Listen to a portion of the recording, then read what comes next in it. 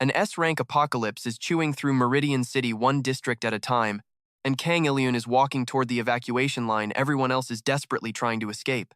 Above him, a crimson rupture splits the afternoon sky like an open wound. Black rain pours from it without touching the ground, evaporating several feet above the streets and leaving metallic dust hanging in the air. Farther downtown, something enormous moves between the skyscrapers. Every step makes another row of windows explode. Ilyun should be running. Instead, the 24-year-old corpse recovery worker calmly drags a sealed body bag into the shadow of an overturned bus. See, 7 months ago, gates across Earth stopped behaving like gates. Monsters no longer waited for hunters to enter their dungeons. Entire ecosystems began spilling outward, and humanity created the catastrophe scale to describe how badly each outbreak could erase a city. S rank is the highest officially acknowledged level, which makes today's emergency spectacularly bad news. Sirens scream across Meridian City's western sector. Military drones sweep overhead while hunter squads retreat behind portable mana barriers. Civilians pack the highway in a crawling river of vehicles, but the eastern bridges are already gone. Ilyun kneels beside the body bag. The dead man inside wears the gray armor of a licensed C-rank hunter. No pulse, no mana response. Nothing unusual there. The unusual part is the translucent black interface quietly opening behind Ilyun's eyes. A message burns across his vision: compatible deceased entity detected, necromantic authority available, current resurrection capacity 1. Our guy stares at the corpse for exactly half a second. Then he closes the interface. That ability appeared this morning. Naturally, the apocalypse did not give him enough free time to read the instruction manual. His radio crackles. The Western shelter is ordering every recovery worker to abandon the dead and evacuate. Ilyun unclips the radio. He sets it on the pavement. Then the ground beneath the bus shakes, not from the giant downtown. Something below the street just moved. A circular section of asphalt collapses without warning. The bus tilts. Ilyun jumps aside as several tons of steel slide into the opening and vanish into darkness. Dust erupts everywhere. And beneath the broken road sits something that absolutely does not belong under a modern city. A staircase, not concrete. Black stone. Each step is wide enough for something several times larger than a human, and the walls descending beside it are covered in silver carvings. Dragons, hundreds of them, some wear armor. Some carry scrolls, others stand around enormous towers while smaller winged creatures fly between glowing bridges. This is not artwork depicting monsters. It looks disturbingly like artwork depicting citizens. Ilyun crouches beside the opening. His new system reacts instantly. The interface behind his eyes stirs again, extinct civilization signature detected. Then comes a second readout. Draconic civilization status, fallen. Population continuity, 0. Restoration compatibility, absolute. Ilyun finally changes expression, only slightly. But that is enough. For 7 months, every corpse touched by gate energy has either remained dead or mutated. Not once has any system used the word civilization for monsters. A shriek cuts across the street. Our necromancer turns. 3 creatures climb over the wrecked cars at the intersection. They resemble wolves until the light hits them. Their bodies are made from overlapping plates of translucent mineral, and pulsing red organs float inside their crystal torsos. Shardhounds, D-rank individually. An entire pack can shred ordinary soldiers. Unfortunately, 3 is already more than enough for an unarmed recovery worker. The first one charges. Ilyun runs. No heroic nonsense, no dramatic last stand. He grabs his equipment case and dives straight down the newly exposed staircase. The hounds follow. Their claws scream against black stone. Our guy takes the steps 2 at a time, passes beneath a shattered arch, and enters a chamber so enormous that the flashlight on his shoulder cannot find the opposite wall. Then he stops. Bones cover the floor, not human bones. Dragon bones. Massive ribs rise from the darkness like the frames of ruined ships. Long skulls rest between collapsed pillars. Some skeletons still wear fragments of gold-black armor, while others lie beside objects that resemble tools, tablets, surgical instruments, and construction equipment. This was never a nest, it was a city, and it died underground. Ilyun has no time to admire it. The first shardhound leaps. He swings his metal recovery case into its jaw. The impact nearly tears the case from his hands. Pain explodes through his wrist. Our necromancer staggers backward while the creature lands, turns, and prepares another rush. The other 2 spread apart. They hunt intelligently, that matters. Ilyun retreats between 2 enormous dragon skeletons and watches their feet. The center hound always attacks first. The right one moves whenever the center animal commits. The left circles toward escape routes. A clean pack pattern. Our guy kicks a loose dragon vertebra across the floor. The center beast snaps toward the sound. There! Ilyun moves immediately. He ducks behind a fallen pillar just as the right hound launches itself after him. Crystal claws strike ancient stone. Sparks burst outward. The creature's front leg jams inside a crack. Ilyun brings his recovery case down on the trap joint. Once, twice. The crystalline limb fractures. The hound screams. The other two charge. That is when the system finally offers him something useful. A quiet chime sounds inside his skull. Sufficient death residue detected. Emergency necromantic reconstruction permitted. His gaze drops toward the nearest dragon remains. Most are impossibly huge. One is not. Wedged beneath the fallen pillar is the skeleton of a creature barely larger than a large dog. Its narrow wings are broken in several places. A bronze collar remains locked around its neck, covered in tiny engraved symbols. Ilyun plants one hand on its skull. Cold floods his arm, not mana. Something heavier. Thousands of microscopic fragments pour into his mind at once, roads seen from the air, towers filled with blue fire, bells ringing between mountain-sized structures. Then everything disappears. The system identifies the corpse. Juvenile civic courier.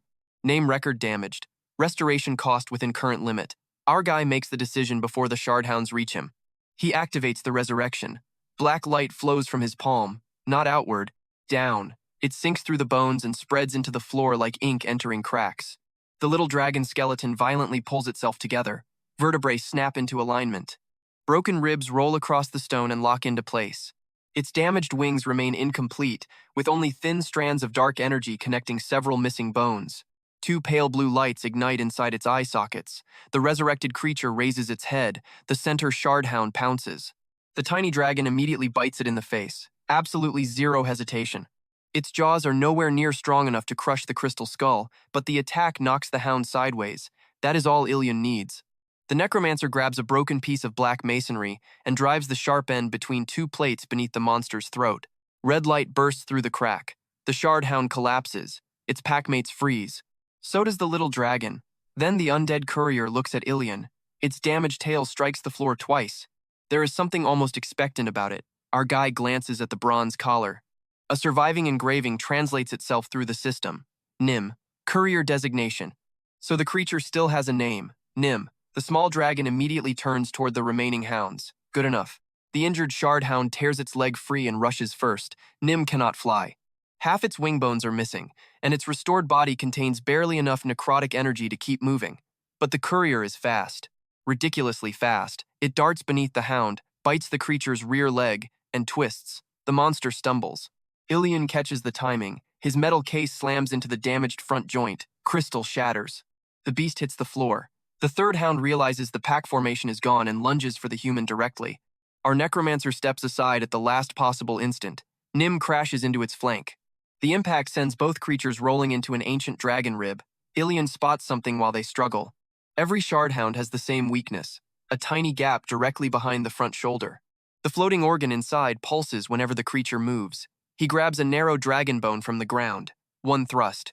The improvised spike slips through the opening. The red organ bursts. The final hound goes limp. Silence returns to the dead city. Ilyun breathes hard. Blood runs from his palm. His right wrist is already swelling. Nim limps toward him with a cracked jaw and one blue eye flickering dangerously. Not exactly an unstoppable undead dragon army. Still, the result speaks for itself. 3 monsters are dead. He is alive. The system processes the aftermath. Death residue absorbed. Necromantic authority increased. Restoration capacity expanded. Then another message follows, and this one is different. Civic unit restored. Civilization reconstruction protocol activated. Population, 1. Infrastructure, dormant. Archive access, unavailable. Central heart, missing. Ilyun looks past Nim. Blue flames begin appearing throughout the enormous chamber, one after another. Hundreds of them. Ancient streets emerge from the darkness.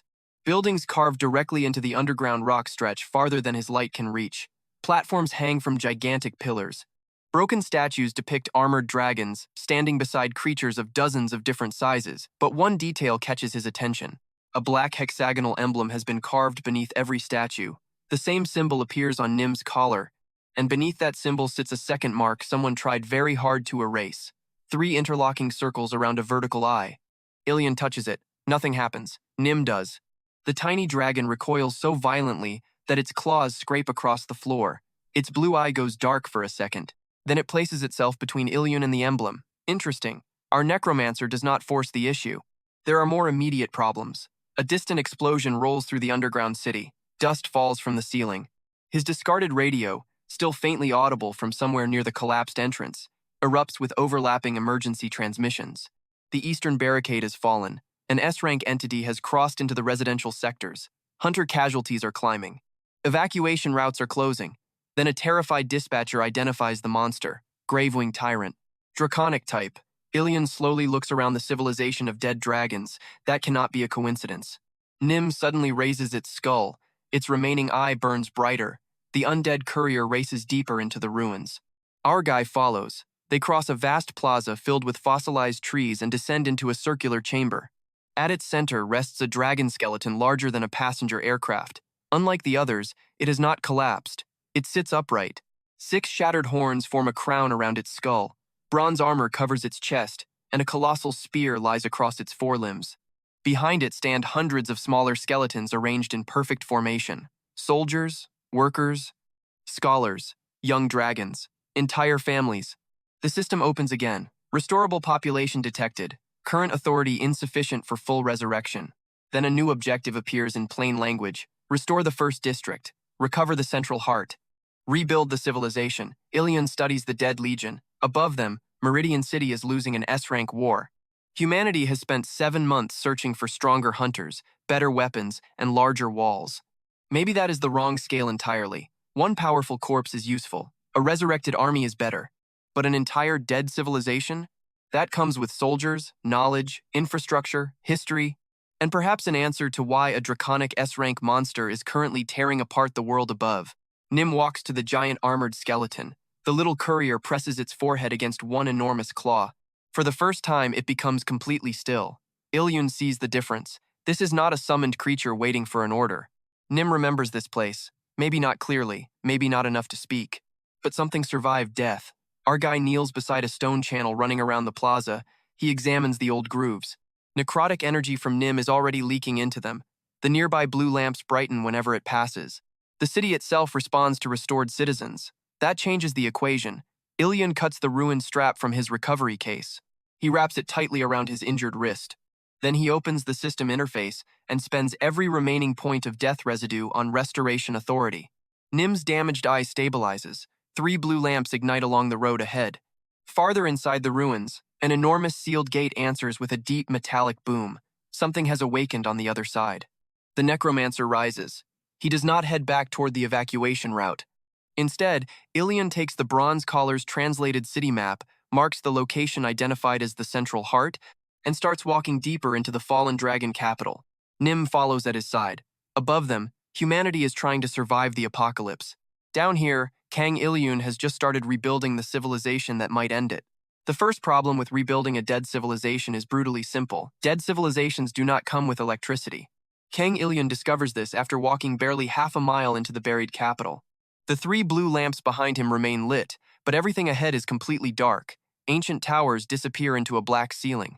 Collapsed bridges block entire avenues, and several streets end at cracks wide enough to swallow an apartment building. Nim trots beside him. The little undead dragon is already moving better than before.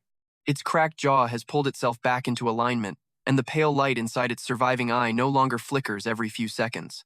The wings are another story. Half the bones are still missing. Flight is absolutely out of the question.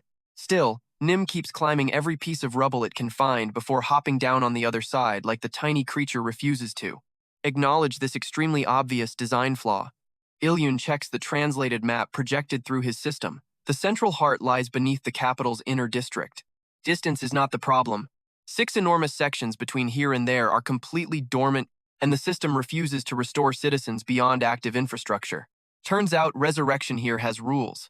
The necromancer system does not simply pour dark energy into bones and call the result a minion. Every dragon corpse carries something the interface calls a civic imprint, a preserved record of identity, profession, biological structure, and accumulated memory. If enough of that imprint survives, Ilyun can restore the dead dragon as itself. Not as a puppet. Not quite as a living creature either. Something in between. That explains Nim's memories. It also creates a massive resource problem. Restoring a citizen requires death residue. Keeping that citizen stable requires functioning city infrastructure, and restoring infrastructure requires something called continuity energy, which apparently travels through channels buried beneath every street. Our necromancer stares at the explanation, then at the ruined capital, then back at the explanation. Basically, he has inherited a city with no population, no power, no maintenance crew, and an apocalypse happening upstairs. Fantastic. Nim suddenly scratches at the floor. Ilyun crouches. A narrow metal strip is embedded between the stone tiles. The courier taps it again, walks several feet ahead, and taps another. Route markers. Our guy follows the line. It leads through a collapsed transit hall and ends beside a cylindrical structure buried under debris. Several dragon bones lie around it. Unlike the ceremonial remains in the plaza, these skeletons wear thick bands around their forelimbs.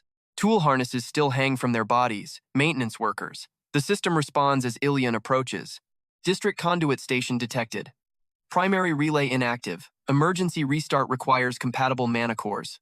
That is much better. Mana cores exist upstairs. Right now, Meridian City is practically drowning in them. The problem is that most are still attached to monsters.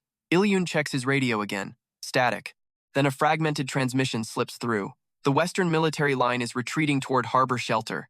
The Gravewing Tyrant has entered the financial district. Multiple smaller gate species are spreading through abandoned neighborhoods. Our guy folds the map display away. There is his power source. He returns toward the surface. Nim immediately follows. Ilyun stops at the bottom of the staircase and points back into the capital. Stay. Nim stares at him. Our necromancer climbs one step. The little dragon climbs one step. He stops. Nim stops. There is a brief silence. Then Ilyun continues upward. Apparently, the first restored citizen of an extinct dragon civilization has already developed opinions about workplace assignments. The surface looks worse. Smoke covers the western skyline. The crimson rupture has widened, and ash-like particles now fall across the district. Emergency vehicles sit abandoned between empty buses. Somewhere several blocks away, automatic gunfire rattles for a few seconds before suddenly stopping. Ilyun does not head toward the shelters. He moves south. The underground map shows an ancient conduit running directly beneath the abandoned subway network. If he can collect cores while tracing that conduit, he can power the first relay and establish a hidden route between the Dragon capital and several districts of Meridian City. That becomes the first real plan. Not save the world, not defeat an S-rank monster. Build one functioning piece, then another. Nim suddenly lowers its body. The courier's blue eye fixes on a convenience store across the road. 3 scab crawlers are feeding on something behind a delivery truck. E-rank creatures, low threat individually. More importantly, each one has a mana core. Ilyun quietly opens his recovery case.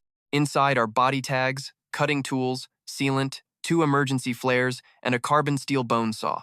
The apocalypse has finally found a use for occupational equipment. He takes the saw. Nim darts across the street before the crawlers notice either of them. The dragon cannot overpower even one creature directly. So it does something smarter. It bites a hanging plastic sign and tears it loose. The sign crashes onto the pavement. All 3 monsters turn. Ilyun comes from the opposite direction. His saw enters the soft tissue beneath the first creature's rear skull plate. One brutal pull. The spinal cord separates. The second crawler spins toward him. Nim hits its rear leg. Not enough to injure it. Enough to ruin its balance. Our guy kicks the front joint sideways. The creature slams into the truck. The third one lunges. Ilyun retreats around the vehicle instead of meeting it. He already knows these things. Chase movement. The crawler follows. It rounds the truck. A burning emergency flare jams straight into the sensory pit beneath its jaw. The monster thrashes blindly. Nim leaps onto its back. Ilyun finishes it with the saw. The remaining creature tries to escape. That surprises him. Gate monsters normally attack until either they or their targets stop moving. This one runs east. Our necromancer watches it disappear between 2 buildings. He does not chase. Another abnormal detail gets filed away. The world has been behaving strangely since the S-rank rupture opened. Assuming ordinary monster behavior now would be stupid. Ilyun extracts 3 mana cores.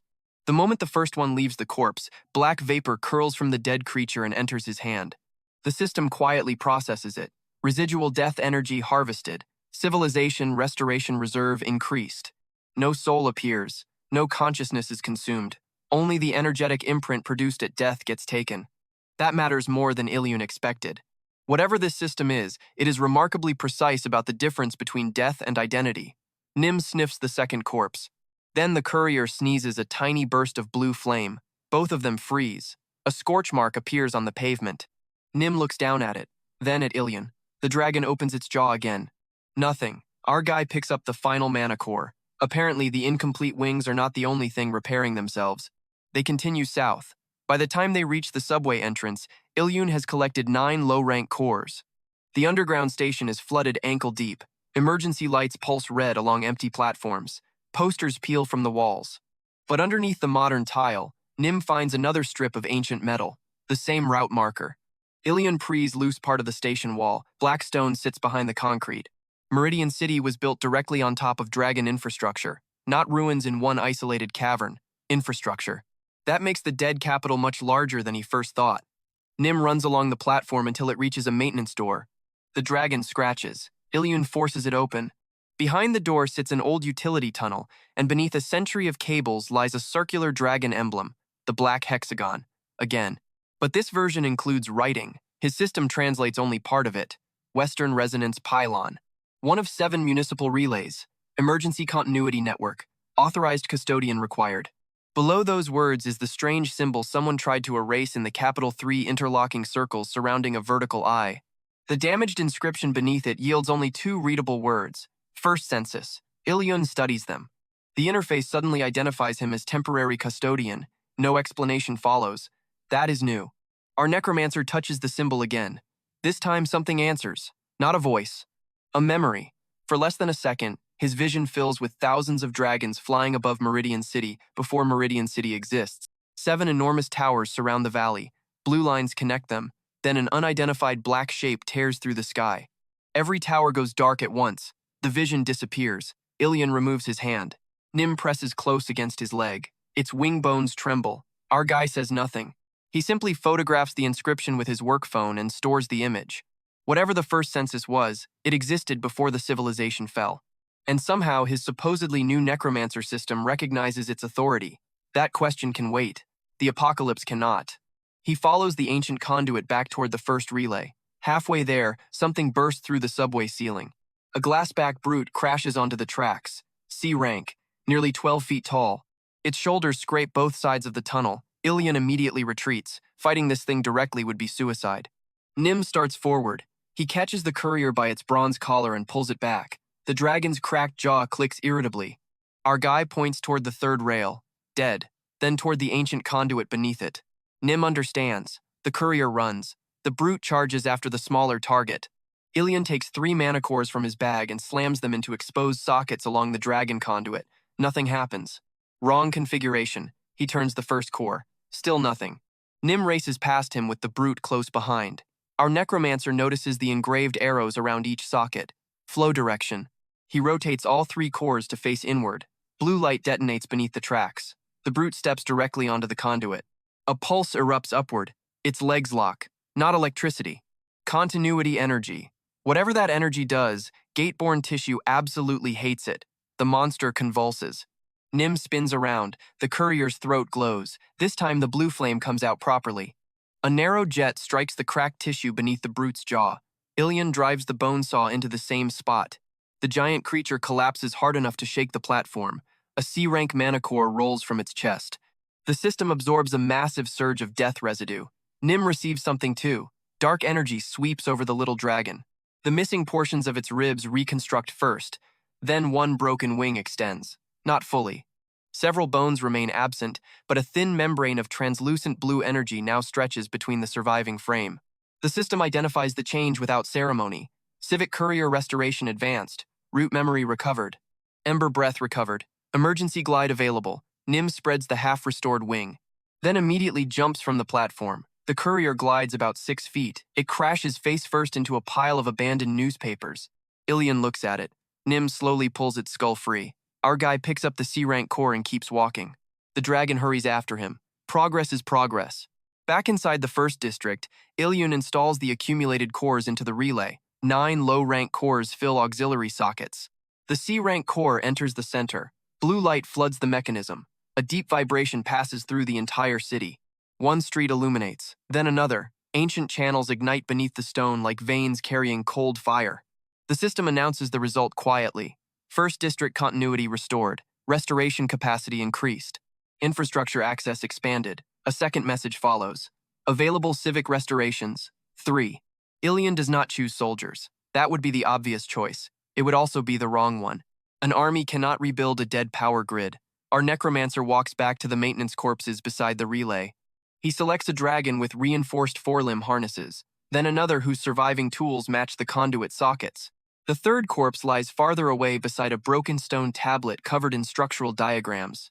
Engineer, relay keeper, surveyor, 3 restorations, black energy spreads. Bones rise, blue light returns to 6 ancient eyes, the newly restored dragons are weak. One cannot stand without bracing against the relay. Another is missing most of its tail. The surveyor's right wing remains completely skeletal, but the moment they wake, something astonishing happens. They go to work. The engineer crawls under the relay. The keeper begins moving cores between sockets. The surveyor touches its forehead to Nim's collar. A map bursts across the floor in blue light. 7 buried resonance pylons appear beneath Meridian City. 4 are dark. 2 are damaged. 1, the pylon beneath them, now burns faintly blue. Ilyun studies the network. If all 7 can be reactivated, the ancient system will form a ring around the entire city. He does not know what the ring does yet, but he remembers what continuity energy did to the glassback brute, so our guy removes 6 spare body tags from his recovery case. On each one, he writes the location of a dormant pylon, then he pins them across his printed evacuation map. A ridiculous planning tool for rebuilding an extinct dragon metropolis. It works anyway. Nim taps the westernmost tag. The dragon's restored route memory projects a path. That route leads directly beneath harbor shelter. More than 30,000 civilians are currently evacuating there. Ilyun changes the order. The western pylon comes first. He loads empty core containers into his bag. The 3 restored dragon workers remain behind, repairing the first district 1 broken conduit at a time. Nim takes position beside him. Above the underground capital, another shockwave tears across Meridian City. The S-rank Gravewing Tyrant roars. This time something inside the dragon ruins answers, not a roar. 7 ancient pylons briefly pulse beneath the earth. 6 go dark again. 1 stays blue. Kang Ilyun watches the city map update. Then he takes the tunnel leading toward harbor shelter. He is no longer searching for a way to survive. He is building one beneath everyone's feet. 32,000 civilians are hiding directly above the second dragon pylon when something starts eating through the floor. Harbor Shelter used to be Meridian City's largest underground sports complex. Today, its parking levels are packed with families, emergency cots, portable generators, and enough frightened people to turn every corridor into a human bottleneck. Kang Ilyun enters through a maintenance tunnel beneath all of them. Nobody sees him arrive. That is intentional. The ancient route from the dragon capital opens behind a concrete retaining wall on the shelter's lowest utility level. Nim squeezes through first, followed by Ilyun with a backpack full of empty core containers. The little dragon's half-restored wing brushes against a water pipe. Clang. Ilyun looks at Nim. Nim looks at the pipe. The undead courier carefully folds its wing. Learning. Our necromancer checks the ancient route map. The western resonance pylon should sit almost directly underneath the shelter's central foundation. Unfortunately, somebody built an electrical substation on top of it decades ago. Modern cables cover the dragonstone. Concrete fills half the chamber, and according to the system, the pylon itself is only operating at 3% structural integrity. That is ugly. Worse, this one cannot simply accept mana cores. Its central regulator is missing. Ilyun searches the chamber. Nim searches differently. The courier presses its bronze collar against the floor and releases a faint blue pulse. Lines spread beneath the concrete. An old dragon route appears. One branch ends inside a sealed subway service tunnel. A symbol forms beside it. Regulator storage. Our guy immediately heads there. Then the shelter alarms change. Not the evacuation siren. Breach warning. The radio on his belt erupts with frantic voices. Something has entered the eastern parking level. Hunters are responding. Civilians are being moved west. Ilyun increases his pace. A second announcement follows, then a third. Multiple breaches. That is impossible. The shelter entrance sits behind 2 military barricades and an A-rank barrier projector. Anything capable of breaking through from outside should have triggered every sensor in the district. Nim abruptly stops. Its skull turns toward the ceiling. Scratch, scratch, scratch. Something is moving inside the concrete. Our necromancer steps backward. The wall explodes. A creature the size of a motorcycle tears through it. 6 hooked legs hit the floor. Its body resembles an enormous centipede wrapped in gray armor, but a transparent sack hangs beneath its skull. Inside that sack floats crimson dust. Ilyun recognizes the dust immediately. The same material falling from the S-rank rupture. More creatures pour from the opening. 5, 9, 14. They were never attacking the shelter from outside. They burrowed in. The lead creature lunges. Ilyun grabs Nim and dives behind a generator. A hooked limb punches through the metal casing. Sparks shower the room. Our guy rolls beneath a pipe. Nim launches from his arm, glides across the chamber, and lands on the monster's back. Blue flame hits the transparent sack. The creature shrieks. It slams itself against the wall. Nim gets thrown across the room. The little dragon hits concrete hard. Its restored wing folds underneath its body. Ilyun's expression changes instantly. Not panic, calculation. 14 creatures. Perhaps more inside the walls. The corridor behind him leads toward thousands of civilians, and these things can dig through concrete. Retreating only changes who gets eaten first. He grabs a fire axe from an emergency cabinet. The first monster comes again. Our necromancer meets it badly. The axe bounces off the armored skull. One hooked limb tears through his jacket and opens a line across his ribs. Pain burns through his side. A second creature attacks before he recovers. Ilyun barely gets the axe shaft between its jaws. The impact drives him into the wall. Yeah, this is where the situation gets brutal. His current necromantic reserve can restore dragons. It does absolutely nothing about the fact that his own body remains painfully human. Nim struggles upright. The dragon attempts to spread its damaged wing. It fails. Ilyun watches the monsters regroup. Then he notices something. The first creature Nim burned is not charging. It keeps turning in place. The red dust inside its throat sac has turned black. The others avoid it. Our guy stops trying to attack. He starts watching. Every monster pauses before changing direction. Just a fraction of a second. During that pause, the crimson particles inside its sac gather toward one side. Left turn. Dust shifts left. Attack. Dust surges forward. Retreat. Dust contracts. The creatures are not simply carrying S-rank contamination. The dust is telling their bodies what to do. Ilyun throws the axe down the opposite corridor. Metal crashes against concrete. 7 monsters instantly turn toward the sound. The dust moves first. Bodies follow second. There it is. The transparent sac is not a decorative weak point. It is the control organ. Our guy grabs a broken electrical conduit. Nim limps toward him. Ilyun taps the dragon's bronze collar, then points toward the monster's throats. The courier's pale eye brightens. No speech required. Nim understands routes. Apparently that includes routes through an enemy formation. The little dragon runs. 3 monsters pursue it. Nim slips between 2 support pillars, jumps onto a maintenance cabinet, and glides. Its wing almost collapses. Almost. The courier passes directly over the first creature. A narrow line of blue flame strikes the throat sac. Ilyun attacks the instant the red dust turns black. The conduit punches through the softened membrane. The monster spasms. Its own hooked legs tear into the creature beside it. Our necromancer moves again. 1 dead. 2 injured. The system harvests death residue immediately. Then something new happens.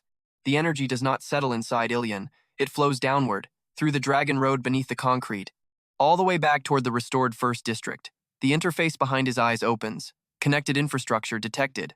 Civic authority may now be transmitted through an active route. A second function becomes available. District recall.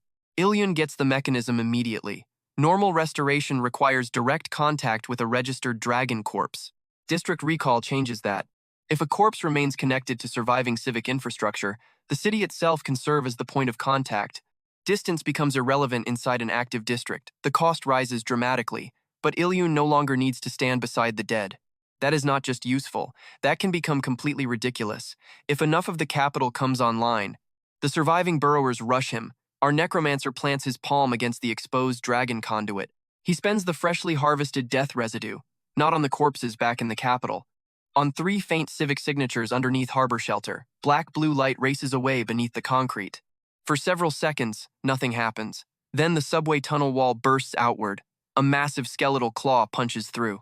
The monsters freeze. 3 dragon skeletons rip themselves from chambers sealed beneath the modern foundation. These are not giants. Each stands roughly the size of a horse. Heavy plates of ancient bronze cover their ribs. Their skulls carry blunt horns instead of crowns, and enormous hooked tools remain locked to their forelimbs. The system identifies them, municipal breach wardens, not soldiers. City workers. Apparently, Dragon Civilization had maintenance crews specifically trained to deal with things digging through infrastructure. Talk about absurdly convenient urban planning. The first warden catches a charging monster with its hooked tool. It pins the creature to the floor. The second blocks the corridor. The third is barely functional, dragging one rear leg behind it, but even incomplete dragon bones are terrifying when they weigh several hundred pounds. Ilyun does not order a mindless charge. He points at the throat sacks. Nim moves first. The courier climbs the damaged warden's back, leaps from its skull, and fires another streak of blue flame. One sack blackens. A warden crushes it, then another. The fight changes completely. The burrowers had overwhelming numbers against one human. Against creatures designed to defend underground structures, their hooked legs become liabilities. The wardens lock them against walls. Ilyun circles instead of trading hits. He breaks control sacks only when an opening appears. Every kill creates more death residue. Every burst of residue travels into the conduit. The infrastructure feeds restoration. Restoration creates more defenders. For the first time, our necromancer sees exactly what his system can become, not exponential strength through personal levels. Something nastier, a feedback loop. Enemy dies. Enemy death powers a citizen. Restored citizen repairs infrastructure. Infrastructure increases restoration range. Greater range reaches more dead citizens. Those citizens create more opportunities to harvest enemy death. The necromancer system is not building an army from corpses. It is rebuilding a machine the size of a civilization. The last burrower realizes the corridor is lost. Its throat dust contracts. Retreat. Ilyun lets it run. Then he follows. Nim and two functioning wardens move with him. The monster tears through the regulator storage chamber. There, the scale of the problem finally reveals itself. Hundreds of translucent eggs cover the walls. The burrowers have been nesting around the missing pylon regulator. And curled around that regulator is their mother, the brood bell, B rank. Its enormous segmented body loops around the chamber 3 times. Dozens of feeding tubes connect its throat to clusters of red crystal embedded in the wall. The creature raises its head. A deep vibration hits Ilyun's chest. Nim collapses. Both wardens stagger. The third falls completely still. The brood bell rings again. The sound does not attack bones or flesh. It attacks mana. The blue light inside every restored dragon immediately dims. Stage 1 goes badly. Painfully badly. The first warden charges and gets smashed through a wall. The second loses a forelimb. Nim cannot even stand. Ilyun's undead advantage disappears in seconds. The brood bell advances. Our guy retreats around the egg clusters. He watches. The creature rings again. Every dragon weakens, but the ancient regulator in the center of the chamber flickers blue. Interesting. The sound disrupts concentrated necrotic energy, not continuity energy. 2 different forces. Ilyun changes the plan. He stops feeding power directly into the wardens. Instead, he sends the harvested residue through the buried conduit. The weak western pylon absorbs it. The brood bell rings. Nim dims. The conduit does not. Our necromancer smiles for the first time today. There is the opening. The monster is perfectly adapted to kill summons. It is standing on infrastructure. Ilyun tears 3 recovered mana cores from his bag and jams them into the regulator. The device wakes. Blue lines explode across the chamber. The brood bell shrieks. Its entire body locks against the floor. Continuity energy pours through every segment. Nim's eye reignites. The courier gets back up. The little dragon looks at Ilyun, then at the regulator. Our guy points. Nim runs, not toward the boss, toward the machine. The courier leaps over a shattered egg cluster, catches an elevated conduit with its claws, and glides across the chamber. Its damaged wing tears halfway through. Nim keeps going. The dragon lands directly on the regulator. Its bronze collar locks into a circular slot. The entire pylon recognizes the courier. Route authority confirmed. Emergency municipal network connected. The western pylon erupts. Blue light shoots vertically through harbor shelter without damaging a single floor. Above ground, every electronic device flickers. The barrier surrounding the complex turns blue for 1 impossible second. Below, the brood bell gets slammed flat. Ilyun picks up the discarded fire axe. He walks to the immobilized creature. The control sac beneath its skull pulses desperately. 1 strike opens it. The second breaks the core housing. The third finishes the job. A massive wave of death residue enters the conduit. The system absorbs it. Restoration authority rises. District recall range expands. Available civic restorations jump from 3 to 11. More importantly, the western resonance pylon stabilizes. 2 points now glow on Ilyun's buried city map. 2 out of 7. The surviving eggs lose their color. The breach wardens begin destroying them. Nim remains perched on the regulator. Its damaged wing reconstructs 1 additional joint from the excess energy. Then voices come from the corridor. Human voices. A hunter response team enters with weapons raised. At the front stands a woman in battered barrier armor, blood running down 1 temple. Captain C.O. Murray, B-rank defensive hunter. The officer responsible for harbor shelter. She stops dead. Her squad stops with her.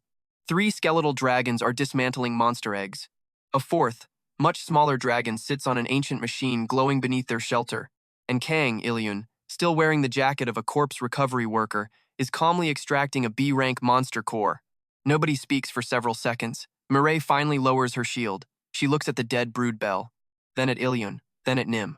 Our necromancer gives her exactly one useful piece of information. The shelter floor is secure, that is all. Within an hour, 32,000 civilians know something happened beneath Harbor Shelter. Most never see Ilyun. Some emergency workers glimpse the skeletal wardens before they return underground. One child records 6 seconds of Nim limping through a maintenance doorway. By nightfall, the video spreads across the surviving local network. The comments call it the Blue Bone Dragon. The military calls it an unidentified summoned entity. The Hunter Association opens an investigation. Sayomire does something more useful. She quietly marks the lowest utility level as structurally unsafe and seals public access. For now, the dragon route remains hidden. Deep beneath the city, Ilyun installs the Broodbell's B-rank core into the western pylon. The network pulses again. 2 active relays answer each other through miles of buried stone. And somewhere under the burning center of Meridian City, a third pylon responds with one faint blue signal. Nim hears it. The courier raises its head. Ilyun watches a new route draw itself across the map. It passes directly beneath the territory of the S-rank Gravewing Tyrant. Our guy takes the first body tag from his map. He crosses out the western pylon, then he reaches for the next one. By sunrise, Kang Ilyun has 7 dead dragons, 2 functioning pylons, and an entire government agency trying to figure out what happened beneath Harbor Shelter. Honestly, the last one might become the biggest problem. Emergency networks are still replaying the 6-second recording of Nim. The footage is terrible. Shaky camera, bad lighting. Half the frame is somebody's shoulder. Unfortunately, the tiny skeletal dragon covered in blue fire is unmistakable. The Hunter Association officially labels it an unknown necromantic summon. Military intelligence labels it a possible gate species. Online survivors simply call it the Blue Bone Dragon. Nim could not care less. The courier is currently carrying a wrench. Not using it, just carrying it. The tool belongs to one of the restored maintenance dragons, and Nim has apparently decided that transporting objects between workers qualifies as official courier business. Ilyun watches the little creature trot across the first district. Then the ground vibrates. One ancient street illuminates. A collapsed water channel starts flowing. The dragon capital is waking up, slowly, painfully, but waking. Our necromancer spends the Broodbell's enormous death reserve carefully. He could restore 11 combat-capable wardens. He restores only 2. The remaining energy goes into citizens. A conduit mason rises first, then a forge tender, a reservoir keeper, 2 structural workers, a medical preservation specialist, an archive technician, an elderly-looking dragon whose civic imprint identifies it as a municipal survey chief, and 2 smaller dragons responsible for maintaining the strange blue trees lining the central plaza. Not exactly a legendary undead legion, much more useful. Every restored profession unlocks something different. The reservoir keeper opens sealed underground water channels. The forge tender reactivates a low-temperature mana furnace. The structural workers begin repairing streets using stone that seems to soften under continuity energy. When the archive technician awakens, 3 previously blank walls suddenly fill with civic maps. The system updates. Restored population reaches 18. First district functionality rises to 12%. 2 resonance pylons remain active. 5 remain dormant. Our guy studies the numbers. 18 citizens cannot fight an apocalypse. 18 citizens can rebuild the machinery that once supported millions. That distinction becomes the entire strategy. Ilyun stops thinking like a hunter. He starts thinking like a city planner with access to necromancy. The first problem is energy. Every dragon restored consumes death residue, and the apocalypse produces far more dead monsters than Ilyun can personally hunt. The solution arrives through Sayomire. She enters the buried capital alone. The B-rank hunter keeps her shield on her back and her hands visible while Nim circles her boots. Mireille has spent most of the night preventing 32,000 civilians from panicking. Finding out that an extinct dragon civilization exists beneath their shelter does not improve her morning. Still, she takes it better than expected. Mostly because the ancient reservoir directly beneath Harbor Shelter begins pumping clean water 15 minutes after Ilyun restores its keeper. The shelter's purification system had been hours from failure. Now it has water. That makes philosophical questions about undead dragons significantly less urgent. Mireille places a bag on an ancient stone table. Inside are 23 monster cores, mostly E rank, several D rank, 2 C rank, recovered from creatures killed around the shelter. Ilyun looks at her. Mireille points toward the ceiling. Dead monsters are piling up faster than disposal teams can process them. Our necromancer understands immediately. An exchange begins. Officially, damaged monster cores from Harbor Shelter are being transferred for emergency disposal. Unofficially, a small recovery team brings them downstairs. The Dragon City consumes the residual death energy around the cores. The usable mana remains intact. Nothing is wasted. Within hours, both human and dragon infrastructure benefit from the same corpses. The core's power generators upstairs. The death residue rebuilds civilization downstairs. That is an absurdly efficient apocalypse economy. Ilyun keeps the arrangement small. 26 trusted shelter workers know there is something beneath the utility level. Only 6 know exactly what it is. Nobody is allowed beyond the Western Conduit Station without Mireille or Ilyun. Our guy does not need secrecy forever. He needs time. That becomes harder when the Iron Meridian Guild arrives. Iron Meridian is not an ordinary hunter party. Before the apocalypse, it specializes in industrial gate salvage. After society starts collapsing, the government gives its teams temporary authority to recover high-rank monster materials from abandoned districts. That means trucks, heavy hunters, excavation equipment, and a contractual right to claim any newly discovered gate relic that lacks an existing owner. The mysterious energy beneath Harbor Shelter attracts them immediately. Guild Field Director Ma Junsik arrives with 12 hunters and a scanner capable of detecting underground mana structures. He never sees the Dragon City. Mireille blocks access. That only makes him more interested. Junsik's scanner records a pulse from the western pylon. Ancient. Enormous. Potentially priceless. He leaves smiling. Ilyun watches from a maintenance camera. Our necromancer does not threaten him, does not confront him. He simply changes the route used for transporting cores. Then he asks the survey chief for another way into the city. The dragon touches its horns against the floor map. 6 forgotten maintenance routes appear. One exits beneath a hospital, another beneath the river. A third reaches an abandoned subway depot almost 4 miles north. Ilyun quietly moves the supply network. By the time Iron Meridian places sensors around Harbor Shelter, the cores are no longer coming through harbor at all. Junsik thinks he is watching a treasure room. The actual city is spreading underneath him. Meanwhile, Nim gets busier. The courier's route memory improves every time another section reconnects. Blue lines now appear across its bones whenever it approaches an active conduit. Its formerly useless wing gains another reconstructed joint. The dragon still cannot truly fly, but controlled gliding becomes reliable. More importantly, Nim begins moving without waiting for Ilyun. The first time happens near the hospital route. A medical evacuation team gets trapped when a swarm of ash gnats enters through a ventilation shaft. Ilyun is half a district away when his system shows Nim leaving the mapped route. The courier disappears from his awareness for nearly 2 minutes. Then an emergency door on the hospital's underground level suddenly unlocks. 7 nurses and 3 patients emerge into the ancient tunnel. Nim appears behind them. A burning patch across its ribs shows where the ash gnats hit it. The dragon did not fight the swarm. It found another route. Exactly what a courier should do. One nurse stares at the skeletal creature.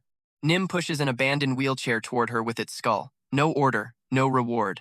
No system instruction. Ilyun watches from the far end of the tunnel. Something inside the restored dragon is becoming more complete than bones. Our guy says nothing. He takes the wheelchair from Nim and helps move the injured patient. The courier walks beside him. By evening, the dragon capital's influence reaches 3 human facilities. Harbor Shelter receives water. St. Aura Hospital receives an underground evacuation route. A military kitchen near the northern depot begins receiving purified water through a pipe nobody remembers connecting. Humanity does not know a dead civilization is supporting it. Not yet. But people notice. Rumors spread about blue lights beneath Meridian City. Then another pattern appears. Monster attacks decrease around active dragon conduits. Not dramatically. Enough. Ash gnats avoid them. Shardhounds hesitate before crossing them. One D-rank burrower touches an exposed route marker and immediately retreats. The continuity network repels gate creatures. That confirms Ilyun's suspicion from the Broodbell fight. The pylons are not just power distributors. They were designed against something. The question is what? Our necromancer returns to the city maps. 7 pylons form a huge ring around ancient Meridian. The modern city sits almost perfectly inside it. The S-rank rupture hangs above the same ring, and the Gravewing Tyrant has spent the last several hours circling the dormant Central Eastern pylon instead of attacking the nearest shelter. Ilyun studies its movement records. The creature destroys buildings, kills hunters, tears apart military vehicles, but its route keeps bending back toward one specific district. That is not random destruction. It is searching. Our guy marks the location. 3rd pylon. Financial district. Currently inside the Gravewing Tyrant's territory. Too dangerous. So he expands elsewhere first. The northern resonance pylon lies beneath the abandoned subway depot. Mire supplies a portable scanner. The Dragon Survey Chief supplies the route. Ilyun supplies the cores. Nim supplies enthusiasm bordering on reckless stupidity. The trip takes 3 hours through collapsed civic tunnels. Halfway there, they find an entire Dragon residential quarter. Thousands of corpses. Families lie inside homes. Market stalls remain filled with fossilized goods. A classroom contains 32 juvenile skeletons arranged beneath a cracked wall display. Ilyun slows. This is the first time the scale becomes emotionally ugly. 18 restored citizens made the city feel empty. Thousands of unrestored dead make it feel murdered. Nim enters the classroom alone. The courier walks between the tiny skeletons. Its blue eye dims. Then it carefully picks up a small bronze route token from the floor. Nim carries it back outside.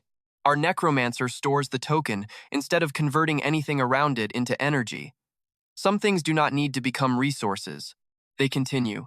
The northern pylon is badly damaged. 2 stabilizer rings have collapsed. The central socket is cracked. Restoring it takes the conduit mason, survey chief, and forge tender working through the network from miles away. That is another discovery. Citizens no longer need to travel physically between active districts. Through connected civic infrastructure, their skills can be transmitted as patterns. The mason guides Ilyun's hands. The forge tender controls the temperature inside the cracked socket. The survey chief highlights structural faults through Nim's collar. Our guy becomes the physical extension of an entire dead workforce. After 40 minutes, the final core locks into position. The northern pylon activates, 3 out of 7. Blue light travels beneath Meridian City in a triangle. For one ridiculous second, the crimson rupture overhead visibly contracts. Every detector in the region records it. Then the gate expands again, but the effect happened. Iron Meridian notices, so does the military, and so does the grave-winged tyrant. The S-rank dragon stops moving. Its enormous head turns north, then it roars directly at the activated pylon. Nim's bones vibrate. Back in the underground capital, 18 restored dragons simultaneously raise their heads. Something recognizes something. Ilyun feels it too. The system warns him that an external draconic signature is attempting to identify the civic network. He cuts the northern pylon's output to minimum. The grave-winged tyrant loses the signal. For now. But the window of secrecy just became much smaller. Iron Meridian moves first. Junsik's crews triangulate all 3 energy pulses. He realizes Harbor Shelter is only 1 node. By midnight, his guild files emergency salvage claims over several abandoned blocks sitting above the ancient routes. Legally clever. Morally disgusting. Strategically predictable. They think there is a relic network beneath Meridian City. They want ownership before anyone learns its value.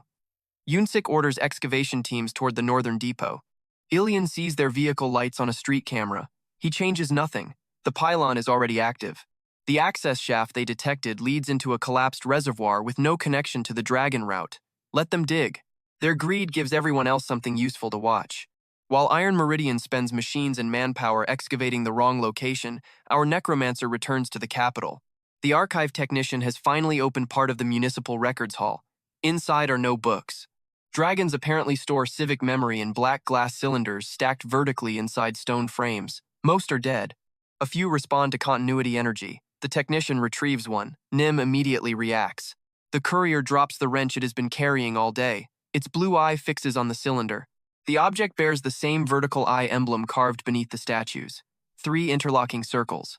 First census. Ilyun places his hand against it. His necromancer system opens by itself, not merely responding. Recognizing. The interface and the ancient cylinder display the exact same black border, the exact same blue characters, the exact same geometric pulse. Our guy's expression hardens. The archive does not open fully. Instead, a short identification appears. Succession record recovered. Custodian archive damaged. Partial authorization confirmed. Then something even stranger happens. The cylinder projects a list of old dragon symbols. Hundreds are corrupted. The final line is not. It displays a modern human identity. Kang Ilyun. No date. No explanation. Just his name inside a record buried beneath a city destroyed long before humanity built anything above it. Ilyun takes the cylinder from the archive frame. Nim presses close beside him. 3 active pylons pulse beneath Meridian City. Above them, an S-rank dragon is hunting for the same network. And for the first time since receiving the necromancer system, Kang Ilyun stops asking what the system can do. He starts asking who built it. The ancient archive recognizes Kang Ilyun because his necromancer system is not a human system at all. It takes him nearly 4 hours to prove it. The black glass cylinder refuses to reveal anything while disconnected from the municipal network. Feeding it mana does nothing. Death residue does nothing. Even Nim's bronze collar produces only a faint pulse. Ilyun does not force it. He takes the artifact to the oldest active structure in the first district, the census hall. Nobody has repaired this building because until now it looked useless. There are no weapons inside, no armor, no treasure, just hundreds of circular platforms surrounded by black pillars. The archive technician walks toward the central platform and places the cylinder inside a narrow slot. Nothing happens. Then Nim suddenly crosses the room. The little courier stops beside a damaged floor channel and starts scraping away debris. Our necromancer kneels. Underneath the rubble are 3 metal tracks. One connects to the eastern relay. One connects west. The final line runs north. 3 active pylons. Ilyun understands. This archive was designed to operate through the city network. He opens his interface and routes a tiny amount of continuity energy through all 3 relays simultaneously. The census hall wakes up. Black pillars ignite. Blue lines race across the floor. Every restored dragon in the district suddenly stops moving. 18 pale lights appear around the chamber, 1 for every restored citizen. Ilyun stands at the center. Nim takes position beside him. The archive cylinder opens, not physically. Its surface dissolves into thousands of geometric fragments suspended in the air. The first thing it displays is Ilyun's own system interface. Same border, same symbols, same blue-black color. Then the modern translation disappears. Ancient dragon script sits underneath it. The system was translating itself from the beginning. Our guy watches silently. The archive technician touches one glowing fragment. The entire room changes. Stone walls vanish beneath a reconstructed record. Suddenly, Ilyun is standing inside the same capital while it is alive. Thousands of dragons fill the streets. Winged couriers cross overhead. Massive labor dragons move construction platforms between towers. Smaller species operate workshops at street level. There are no chains, no throne, no necromancer commanding corpses. Instead, dragons line up voluntarily around black census pillars. Each presses a civic seal against the structure. Names enter the network. Professions. Memories. Biological patterns. Family links. Everything required to prove that a specific citizen existed. The archive technician switches records. Centuries pass in seconds. Wars happen. Districts expand. Citizens die. And whenever death occurs, something surprising happens. Their civic imprints remain, not souls trapped inside a machine. Records. Complete reconstruction templates anchored to the continuity network. The dragons created a method for rebuilding individuals after catastrophic loss. The first census. The original purpose was not necromancy. It was extinction insurance. Ilyun's eyes narrow. That changes everything. Another record activates. A dragon dies beneath falling masonry. Its body is destroyed. Hours later, workers recover enough death energy from the battlefield to reconstruct it at a census platform. Bones form first. Memory follows through the civic imprint. The restored citizen wakes as something structurally identical to Nim. Undead by modern definitions. A normal emergency procedure by dragon standards. The system finally identifies itself without translation errors. First census emergency custodian interface. Necromancer system is merely the closest human concept his mind could assign to it. Our guy exhales once. No shock. No denial. Just recalculation. He has not been raising an undead army. He has been accessing a civilization's disaster recovery protocol. The archive shifts again. This time the city is burning. Red dust fills the sky. Ilyun immediately recognizes it. The same crimson particulate falling from the S-rank rupture. The same dust inside the burrowing creatures. The same control material inside every monster behaving abnormally across Meridian City. A colossal dragon falls through the reconstructed sky. Its body is armored. Its wings are enormous. Its skull bears 6 horns. Red dust pours from its eyes. Nim recoils. The courier backs away from the projection until its spine hits Ilyun's leg. Above ground, humanity calls that species a grave-winged tyrant. The dragons had another designation, Civic Guardian. The record changes. Dozens of gravewings fly around the capital. They are not enemies. They patrol its skies. Then the Crimson Storm arrives. One by one, the Guardians turn on the city. The record contains no convenient explanation. No mysterious figure appears to describe the past. There is only what the archive actually witnessed.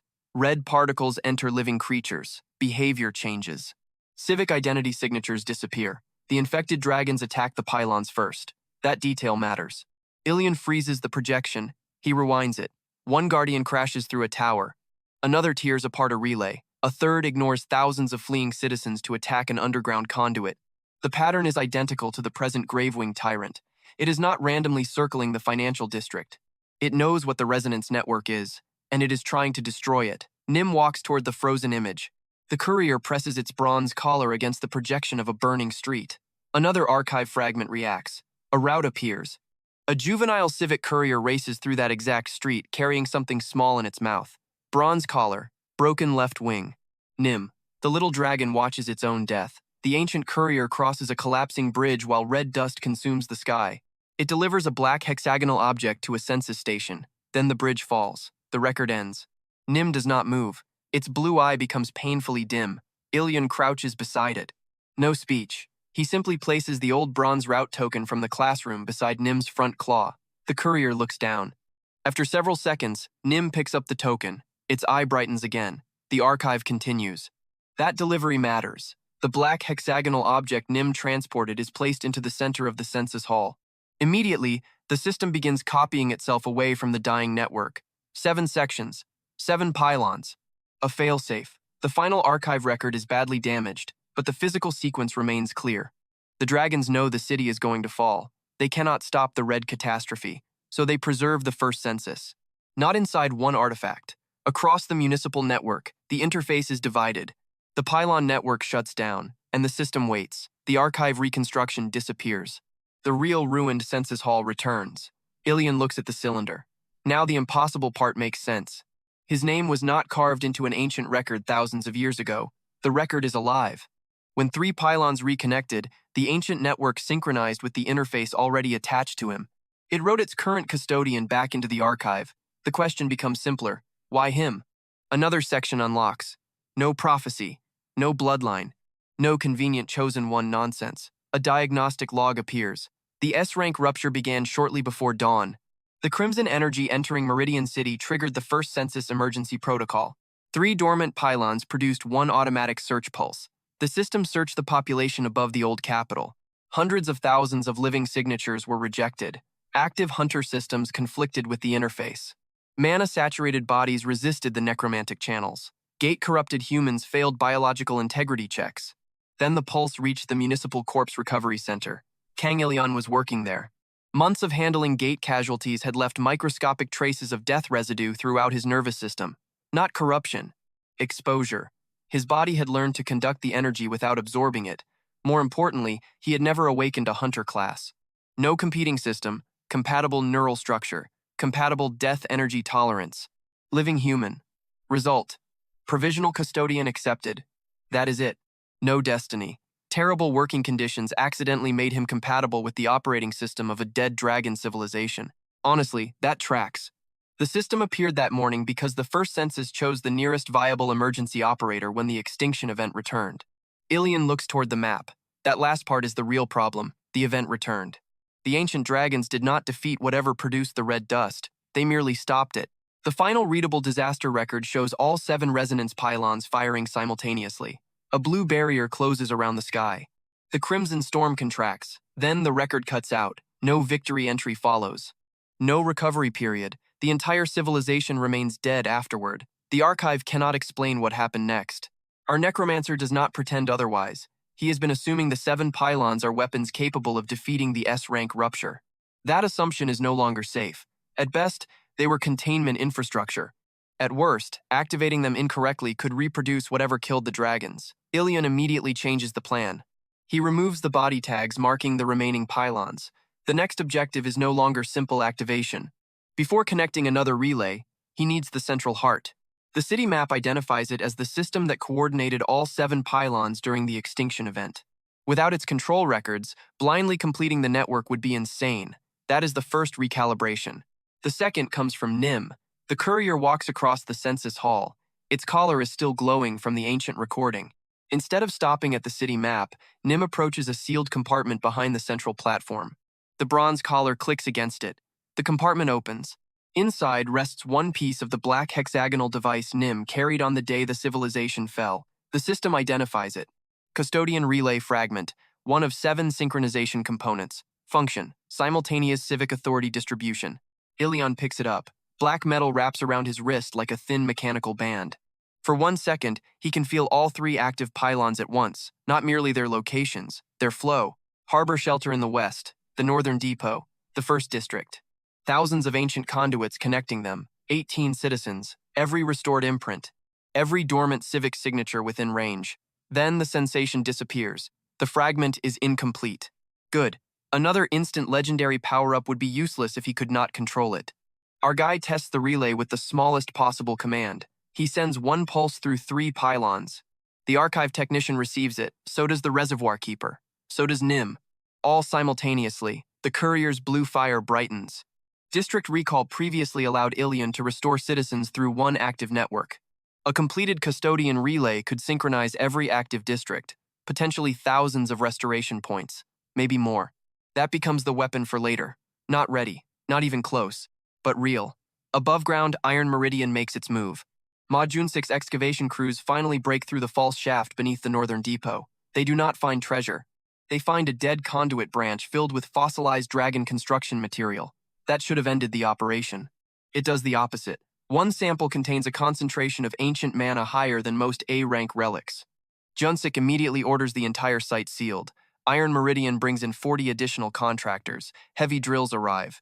Armed hunters establish a perimeter. The guild stops looking for 1 artifact. Now it knows a civilization is underneath Meridian City. Yunsik still does not know that civilization is waking up. He does something worse. His team removes a black stone panel marked with the first census symbol. The moment it leaves the ground, Ilyun's custodian relay vibrates. 1 minor route goes dark. Our necromancer looks north. There is the human problem. At the same time, something far larger moves downtown. The Gravewing Tyrant abandons the financial district. Military drones track it flying west, toward Harbor Shelter. The creature has finally located one of the active pylons. 32,000 people are sitting above it. There is the apocalypse problem. Ilyun opens the city map. 3 active pylons glow blue. 1 S-rank signature approaches the western relay. Iron Meridian is cutting into the northern network. The central heart remains sealed beyond 4 dead districts. Our guy adjusts priorities again. He contacts Murray first. Harbor Shelter needs to evacuate its upper levels underground through the routes Nim opened.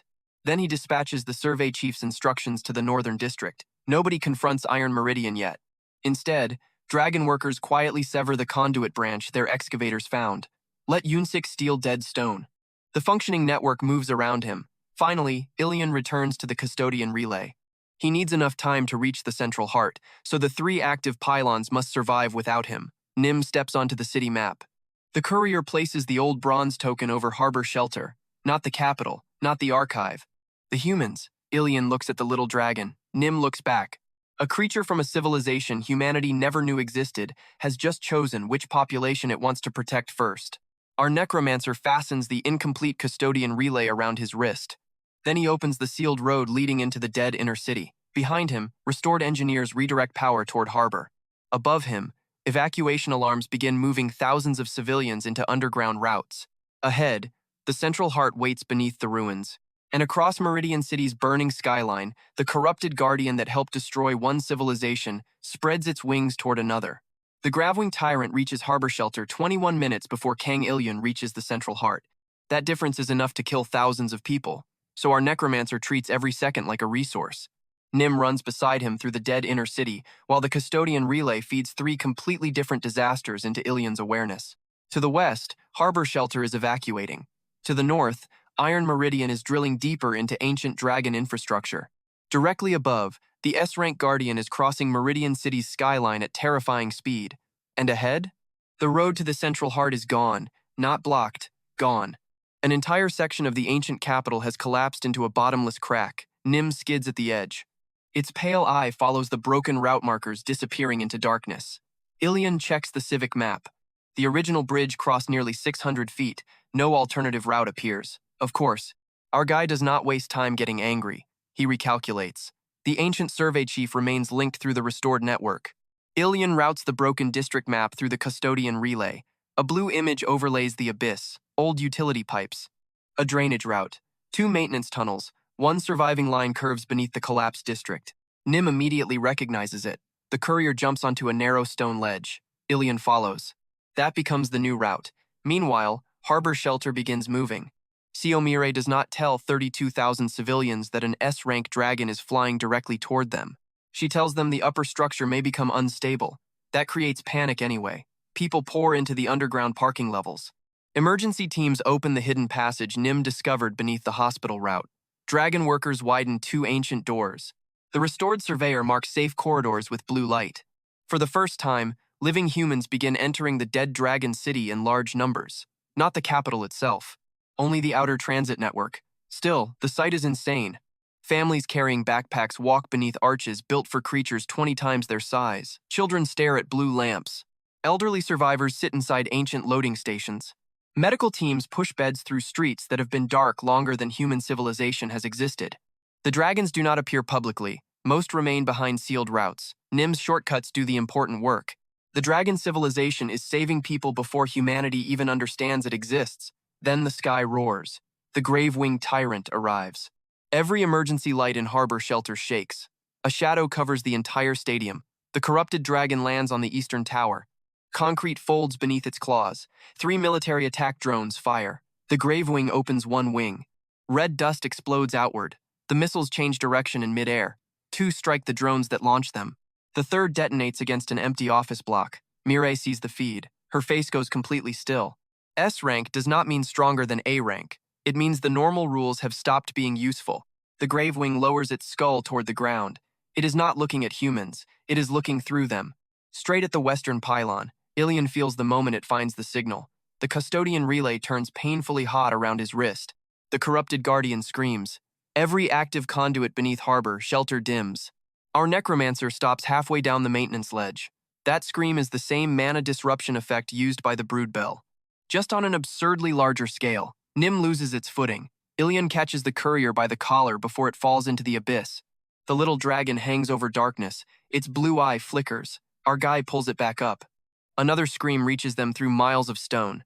Nim's reconstructed wing partially dissolves. That is bad.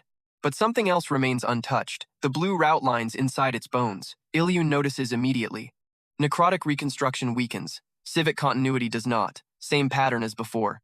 Bigger enemy. Same principle. He files that away. The Gravewing attacks harbor shelter. Its claws punch through 3 underground levels. Mireille's defensive team fires from the opposite side of the structure, intentionally drawing its attention away from the evacuation routes. 20 B-rank and C-rank hunters hit the creature together. The Gravewing barely moves. One tail strike sends half the team through a concrete wall. Mireille catches 2 hunters behind her barrier. The impact drives her nearly 30 feet backward. Nobody there can kill this thing. They do not need to. They need minutes. Below them, humans keep moving. 3,000 evacuated. 5,000. 8,000. Ilyun sees every transit gate opening through the custodian relay. Our necromancer cannot help directly. Not yet. So he does the only useful thing available. He sends Restoration Authority backward through the network. The dead city responds. 6 dormant municipal doors open. 2 additional tunnels become evacuation corridors. The reservoir keeper redirects water away from a flooded route. The conduit mason seals a cracking ceiling. The breach wardens take position behind walls where civilians cannot see them. No grand attack. No dramatic army reveal. Infrastructure. The kind of power nobody notices until it disappears. At the abyss, Nim finds another path. The courier presses its collar against a tiny route mark almost invisible beneath mineral buildup. Blue symbols ignite. Emergency courier passage. A line of narrow platforms extends from the wall. They were not visible on Ilyun's map because they require courier authority. Nim steps onto the first. The platform lights. Then the next. Our guy follows. Halfway across, the system reacts to Nim. Civic imprint synchronization rising. Root memory restoration approaching threshold. Role evolution pending. Nim's current designation remains Civic Courier. A second title appears beneath it, incomplete, Wayline Keeper. Requirements remain locked except for one readable condition. Complete the final emergency route. Ilyun looks at the tiny dragon. Nim looks extremely pleased about a notification it probably cannot read. Its damaged tail knocks against the platform. Once. Twice. The courier keeps running. So there it is. Nim is not merely reconstructing its old body. Its role is changing. The civilization itself is recognizing what the little dragon has become. Before Ilyun can examine it further, the northern pylon screams through the custodian relay. Iron Meridian has finally done something catastrophically stupid. Ma Junsik's excavation team discovers an intact conduit chamber beneath the depot. They cannot open it. So they bring in an industrial mana injector. The machine is designed for cracking sealed dungeon relics. Yunsik feeds an A-rank core directly into the dragon conduit. The result is immediate. The northern pylon jumps from minimum output to maximum. A column of blue light punches through the street. Every mana detector in Meridian City registers it. Junsik watches the numbers climb. Ancient energy readings exceed the value of several high-tier dungeon relics combined. His gamble works. At least, that is what he thinks. He orders the drilling team to widen the chamber. Iron Meridian's hunters celebrate. Then every monster within 3 miles turns toward them. Red dust changes direction in the sky. The Gravewing Tyrant pauses above harbor shelter. Its head turns north. Ilyun sees the movement through military tracking. Yunsik has just turned himself into the brightest beacon in the city. Our guy could shut the pylon down remotely. He does not. Harbor shelter still contains more than 19,000 civilians. The Gravewing is leaving them. That creates time. Ilyun lowers the western pylon output even further. Then he lets Iron Meridian's illegally overcharged relay keep screaming. Not revenge. Arithmetic. Yunsik wanted the relic. For the next few minutes, he gets all the attention that comes with it. The S-rank Guardian launches from Harbor Tower. Its wings flatten 3 rooftops. It flies north. Iron Meridian's celebration ends when their threat monitors turn red. Junsik stares at the incoming S-rank signature. His excavation crews begin abandoning equipment. Too late. Smaller gate creatures arrive first. Shardhounds flood the streets. Glassback brutes climb from subway tunnels. A cloud of ash gnats descends around the depot. The guild's hunters form a defensive perimeter. They are strong. Better equipped than most emergency forces. They are also standing around the loudest anti-gate signal in Meridian City. The battle becomes savage almost instantly. Ilyun keeps watching. He does not need Iron Meridian destroyed. He needs the pylon protected. So the moment the guild's defensive line begins collapsing, our necromancer activates district recall beneath them. Not openly. 3 dead breach wardens buried inside a lower tunnel reconstruct behind sealed walls. They never surface. Instead, they attack the burrowers trying to reach the pylon from below. Iron Meridian believes its own barrier teams are keeping the underground flank safe. Let them. For now, both sides are accidentally defending the same infrastructure. That is almost funny. Almost. The Gravewing is less than 5 minutes away. Ilyun reaches the far side of the abyss. Ahead sits the oldest part of the dragon capital. The architecture changes completely. No markets, no residences, no workshops. 7 enormous channels converge beneath one circular structure. The central heart. The building is mostly intact. Its doors are not. They have fused shut under a layer of black-red crystal, red dust, ancient. The same substance controlling the current apocalypse has been sitting here since the dragon civilization died. Nim growls. A tiny sound. Very unlike the courier, the custodian relay reacts. For the first time, all 3 active pylons transmit the same warning. Contamination detected. Ilyun examines the sealed entrance. Breaking through physically could release whatever is inside. Using necrotic energy might feed the corruption. Continuity energy remains the only force the red organisms consistently avoid. Our necromancer routes a thin stream through the door. The crystals recoil, not shatter, recoil. Useful. He increases the flow slightly. A narrow seam appears. Nim releases ember breath directly into it. Blue flame and continuity energy combine. The black-red material curls away from the heat. Ilyun stops. There. Another mechanism. Nim's flame alone cannot destroy the contamination. Continuity energy alone can only repel it. Combined, they actually damage it. Our guy records the exact flow ratio through the custodian relay. That combination is going to matter later. A lot. He and Nim work along the door one section at a time. No montage. No mysterious breakthrough. Ilyun feeds controlled continuity pulses. Nim burns the exposed contamination. Too much energy and the crystals retreat deeper. Too little and they regenerate. The correct ratio is narrow. After 17 attempts, they stabilize it. The sealed door finally cracks. Then Murray's voice comes through the radio. Harbor evacuation passes 28,000. 4,000 remain. The Gravewing is now almost on top of Iron Meridian. Yunsik is ordering his crews to abandon the depot. And the northern pylon is still locked at maximum output because his mana injector fused into the ancient socket. Ilyun checks the network. That could destroy the relay. He cannot reach it physically. The survey chief cannot shut it down. The pylon needs a local authority token. Nim's collar could do it. Nim is here, nearly 4 miles away. Our necromancer looks at the half-open central heart. Then at the courier. The choice is ugly. Nim makes it first. The little dragon touches its collar to the floor. Route lines flare across the chamber. The system updates. Emergency courier route available. The ancient city once moved critical messengers between pylons without sending them through normal streets. The route is damaged, unstable, but it still exists. Nim steps onto the glowing line. Ilyun catches the collar before the dragon disappears. He checks the route integrity. 31%. Absolutely terrible. Nim pulls forward anyway. Our guy releases it. The courier vanishes into blue light. For several seconds, nothing happens. Then Nim's civic signature appears halfway across the city. Another jump. Another. Each transition damages its reconstructed wing. The courier keeps moving. At the northern depot, the Iron Meridian perimeter collapses. Junsik abandons his excavation scanner. Hunters retreat toward armored trucks. The Gravwing's shadow crosses the street. Then a tiny skeletal dragon materializes beneath the depot. Nobody sees it. Nim lands beside the screaming pylon. Its left wing disintegrates completely. The courier drags itself forward. Bronze collar meets ancient socket. Click. Maximum output drops. The pylon stabilizes one heartbeat before the Gravewing lands above it. The resulting impact destroys half the depot, but the relay survives. Nim does too. Barely. Its system status changes. Emergency route completed. Wayline synchronization achieved. Evolution available. Then another message appears. Evolution deferred. Civic heart connection required. Clear enough. The little dragon has reached the threshold. It only needs the central heart restored. Back beneath the inner city, Ilyun sees the notification. He places his hand against the final contaminated seal. Continuity energy flows. Nim's recorded ember pattern flows with it through the custodian relay. The last red crystal burns away. The central heart doors open. Darkness waits inside. Our necromancer steps forward.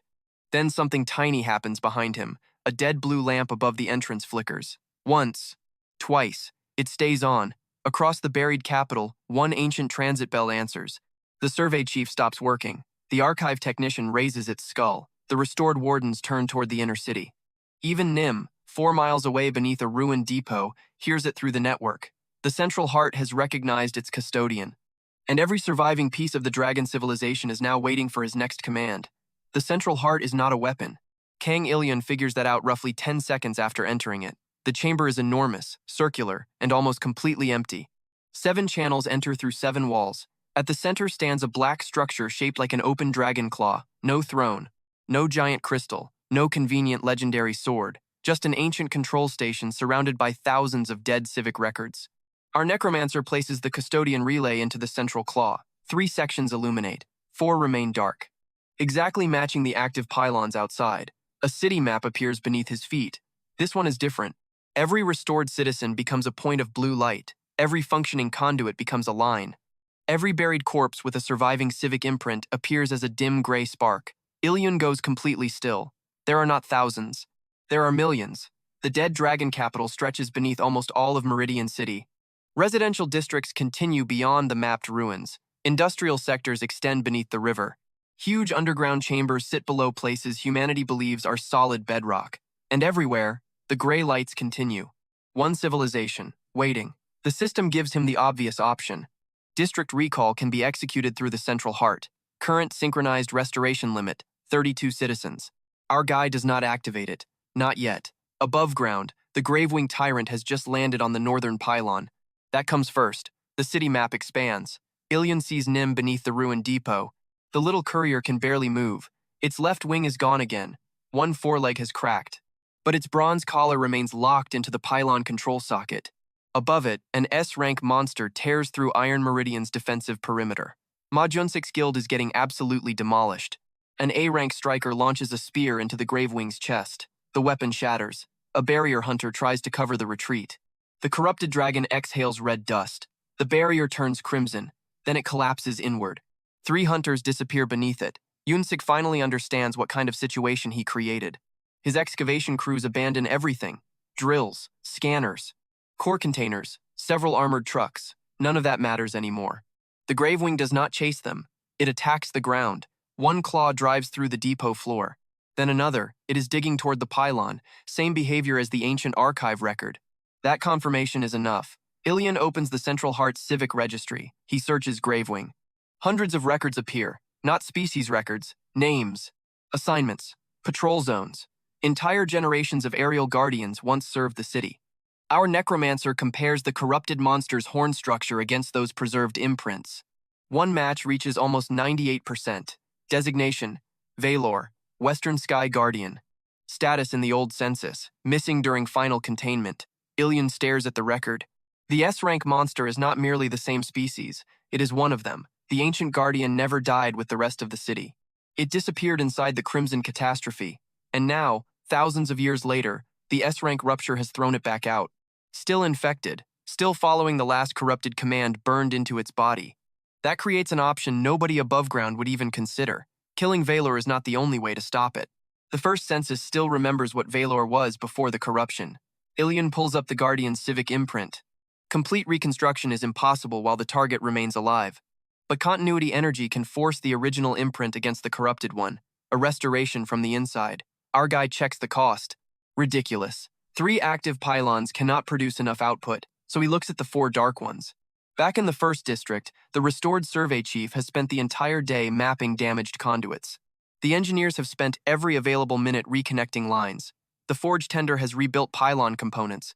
The cores gathered since Part 2 are sitting in civic storage.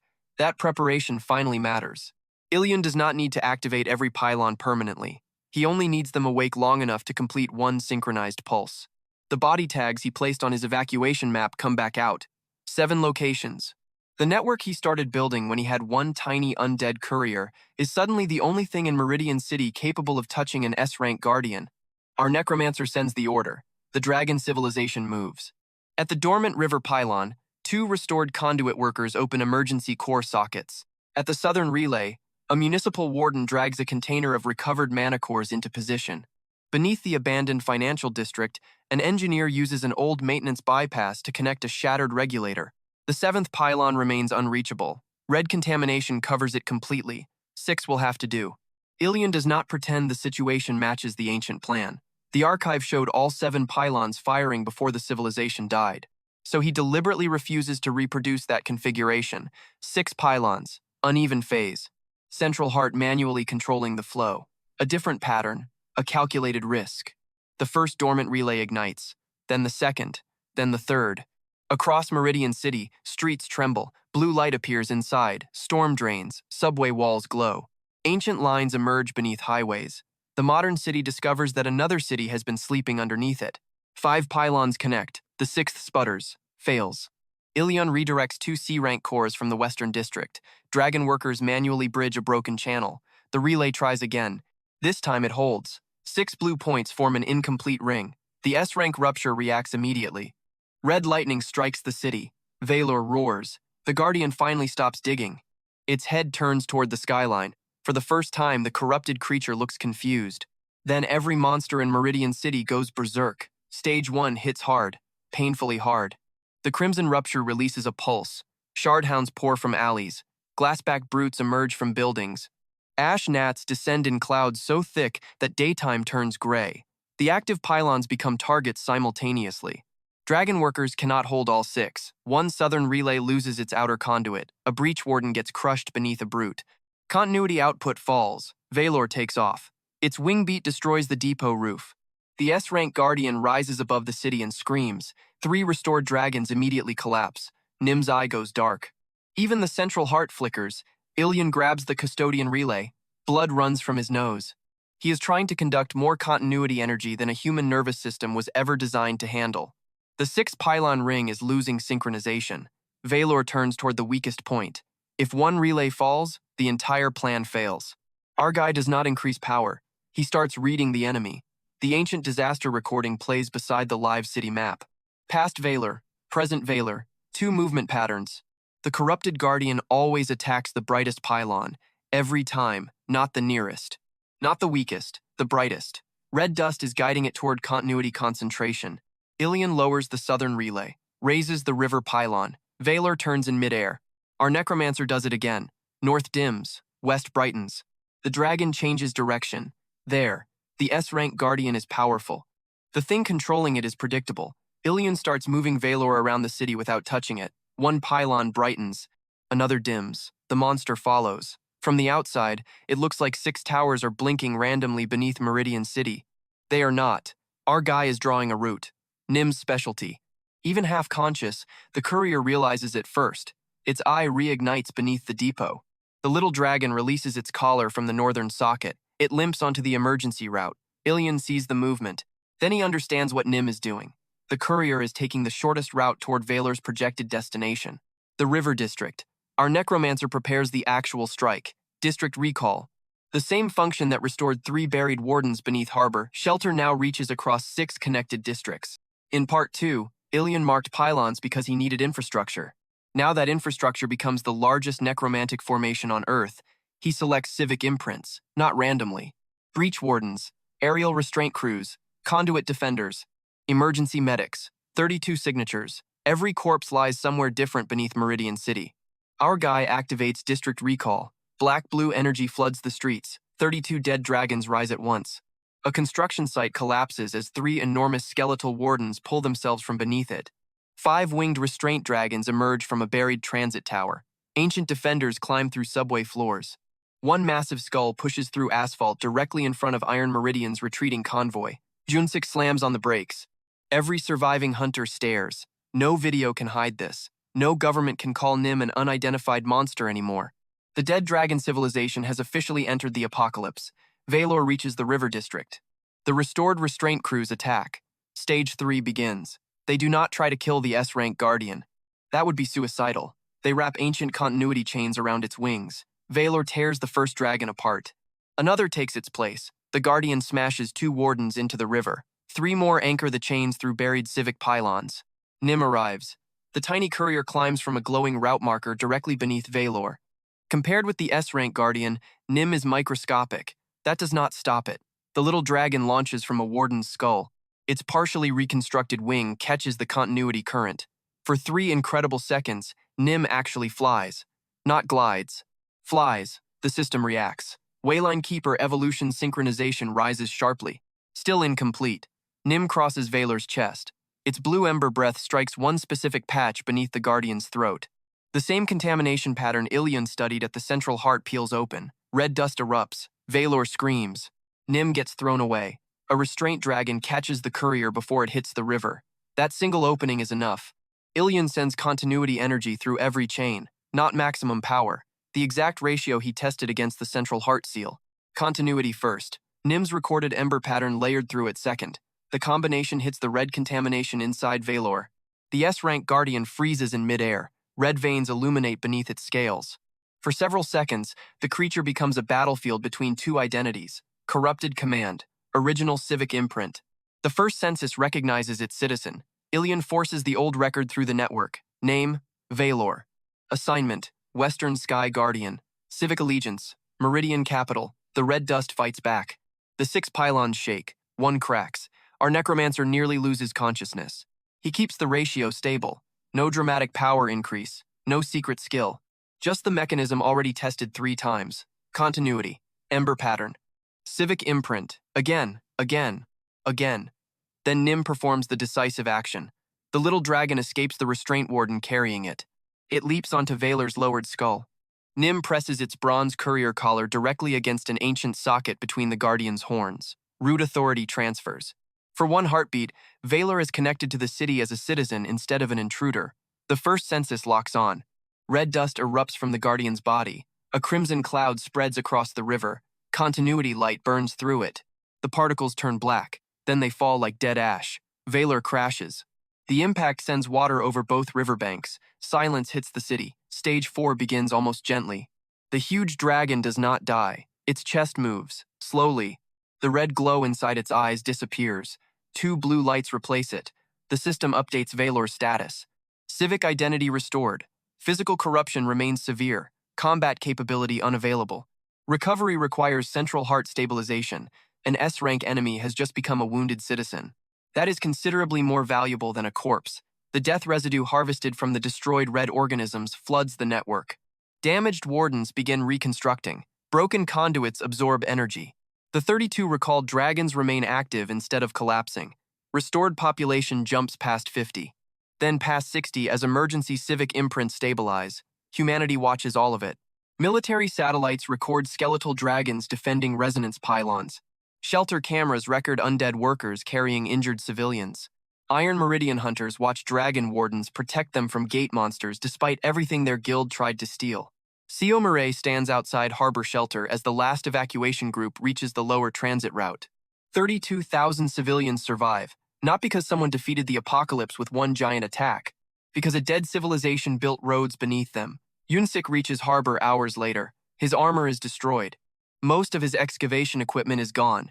He no longer asks Mirai to surrender the underground relic. He asks one question: who controls them? Mirai looks toward the blue route beneath the shelter. She already knows the answer.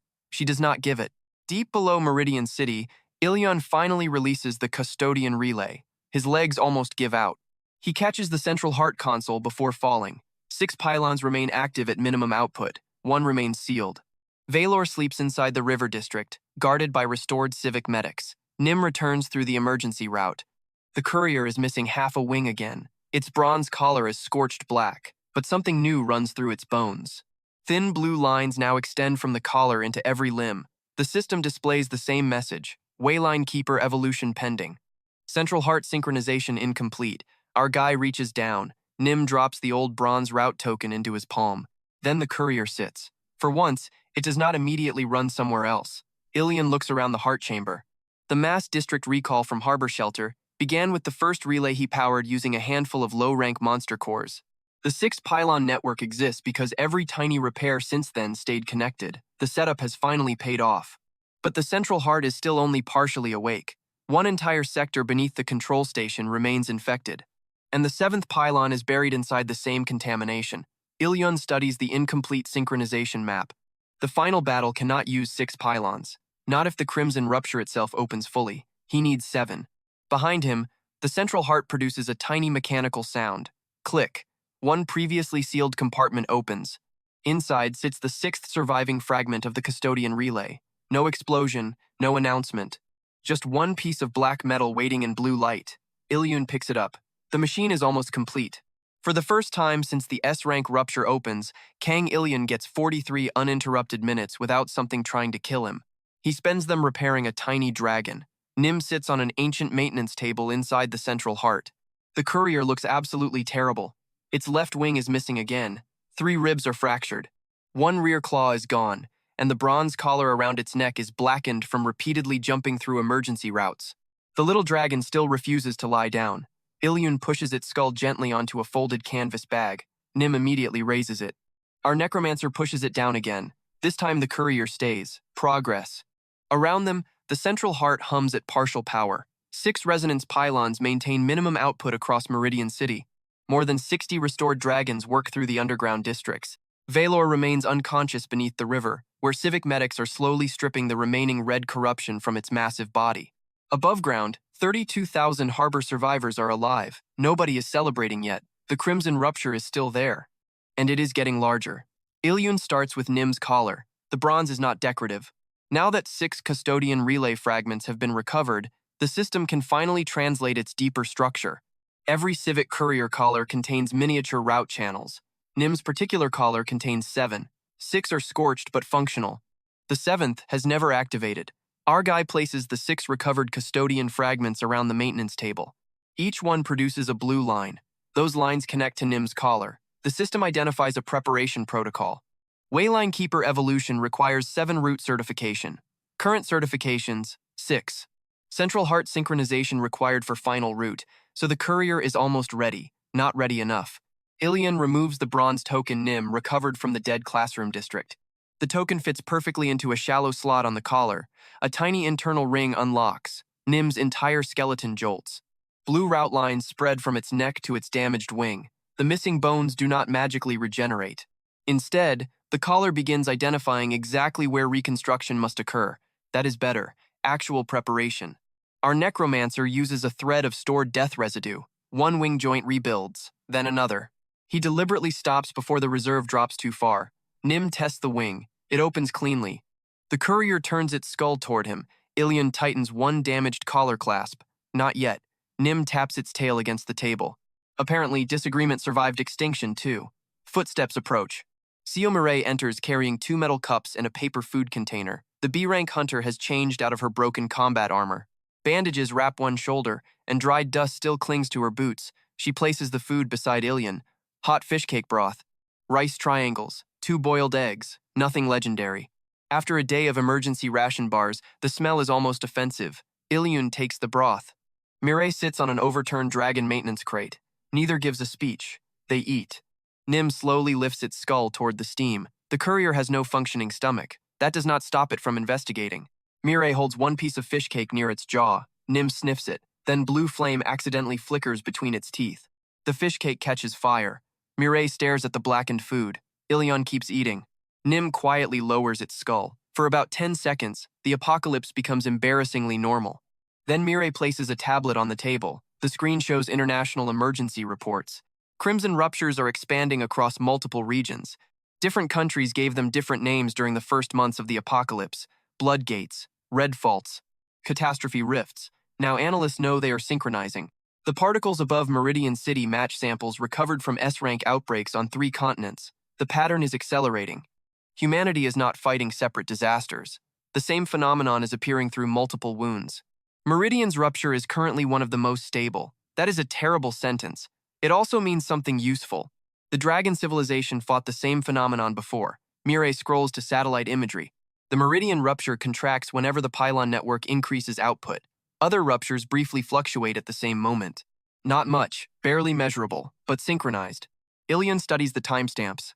When 6 pylons activated against Valor, Crimson activity decreased thousands of miles away for less than 2 seconds. The dragon network beneath Meridian does not reach those places physically, so something about the rupture itself is connected.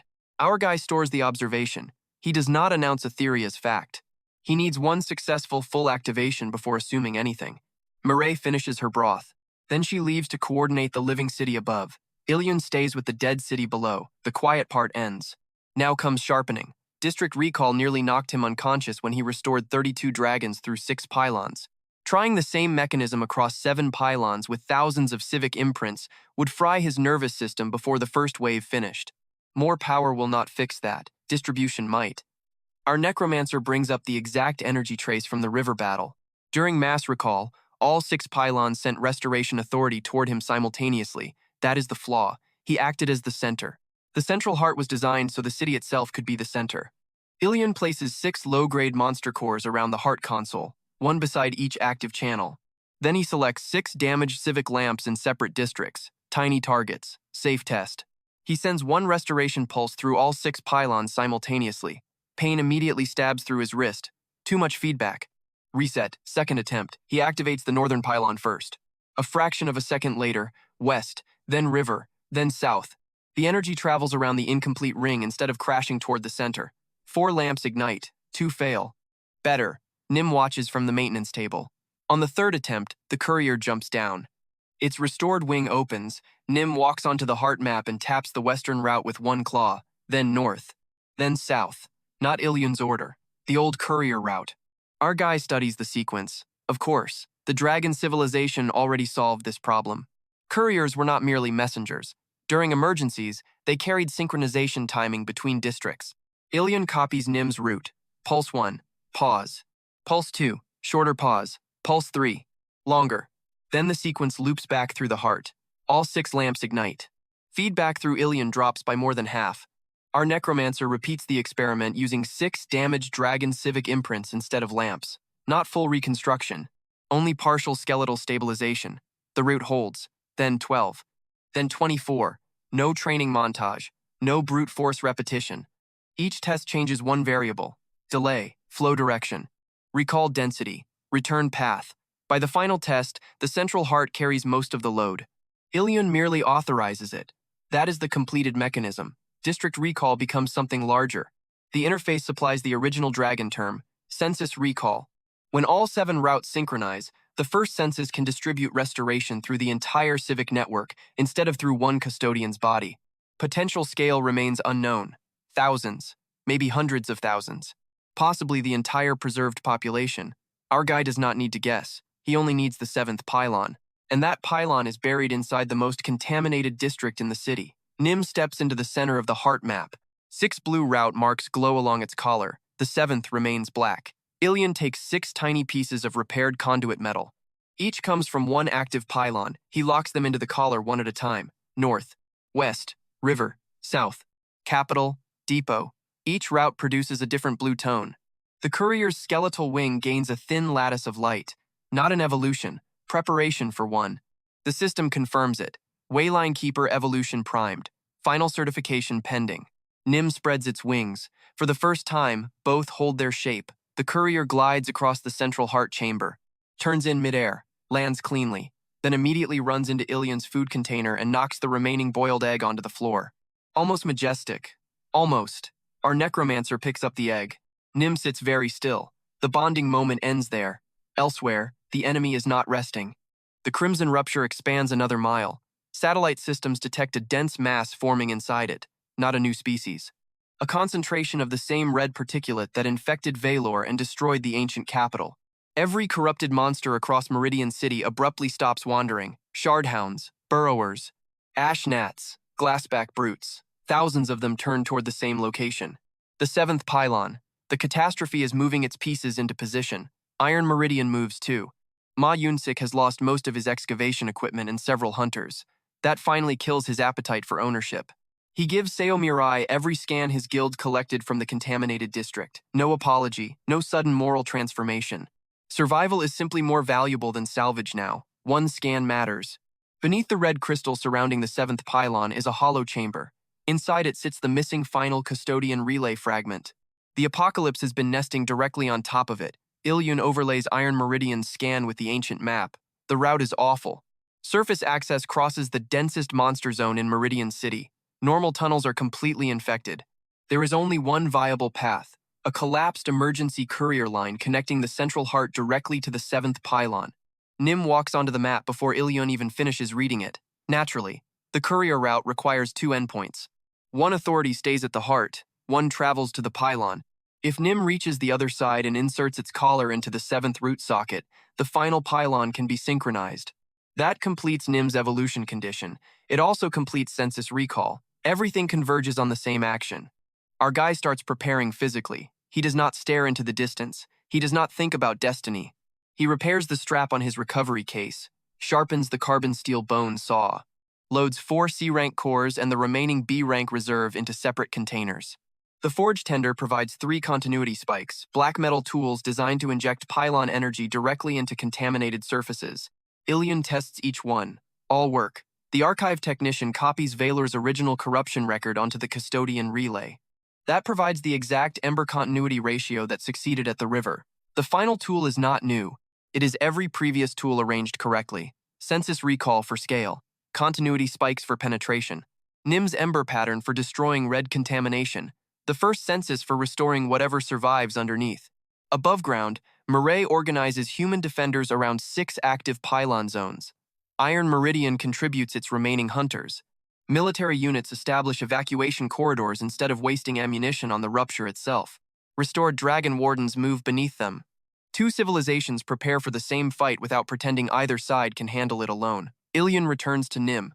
He fits the final repaired clasp around the courier's bronze collar. 6 route marks glow. 1 remains dark. The little dragon lowers itself at the entrance to the collapsed courier line. Ready. Our necromancer checks the central heart one last time. 6 pylons stable, more than 60 restored citizens active.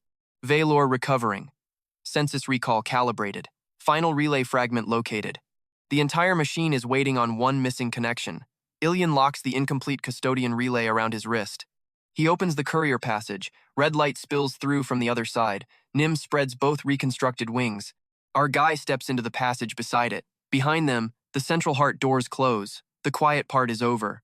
The 7th pylon is buried underneath a living mountain of red crystal. Kang Ilyun sees it the moment the courier passage opens. The entire eastern district has been transformed.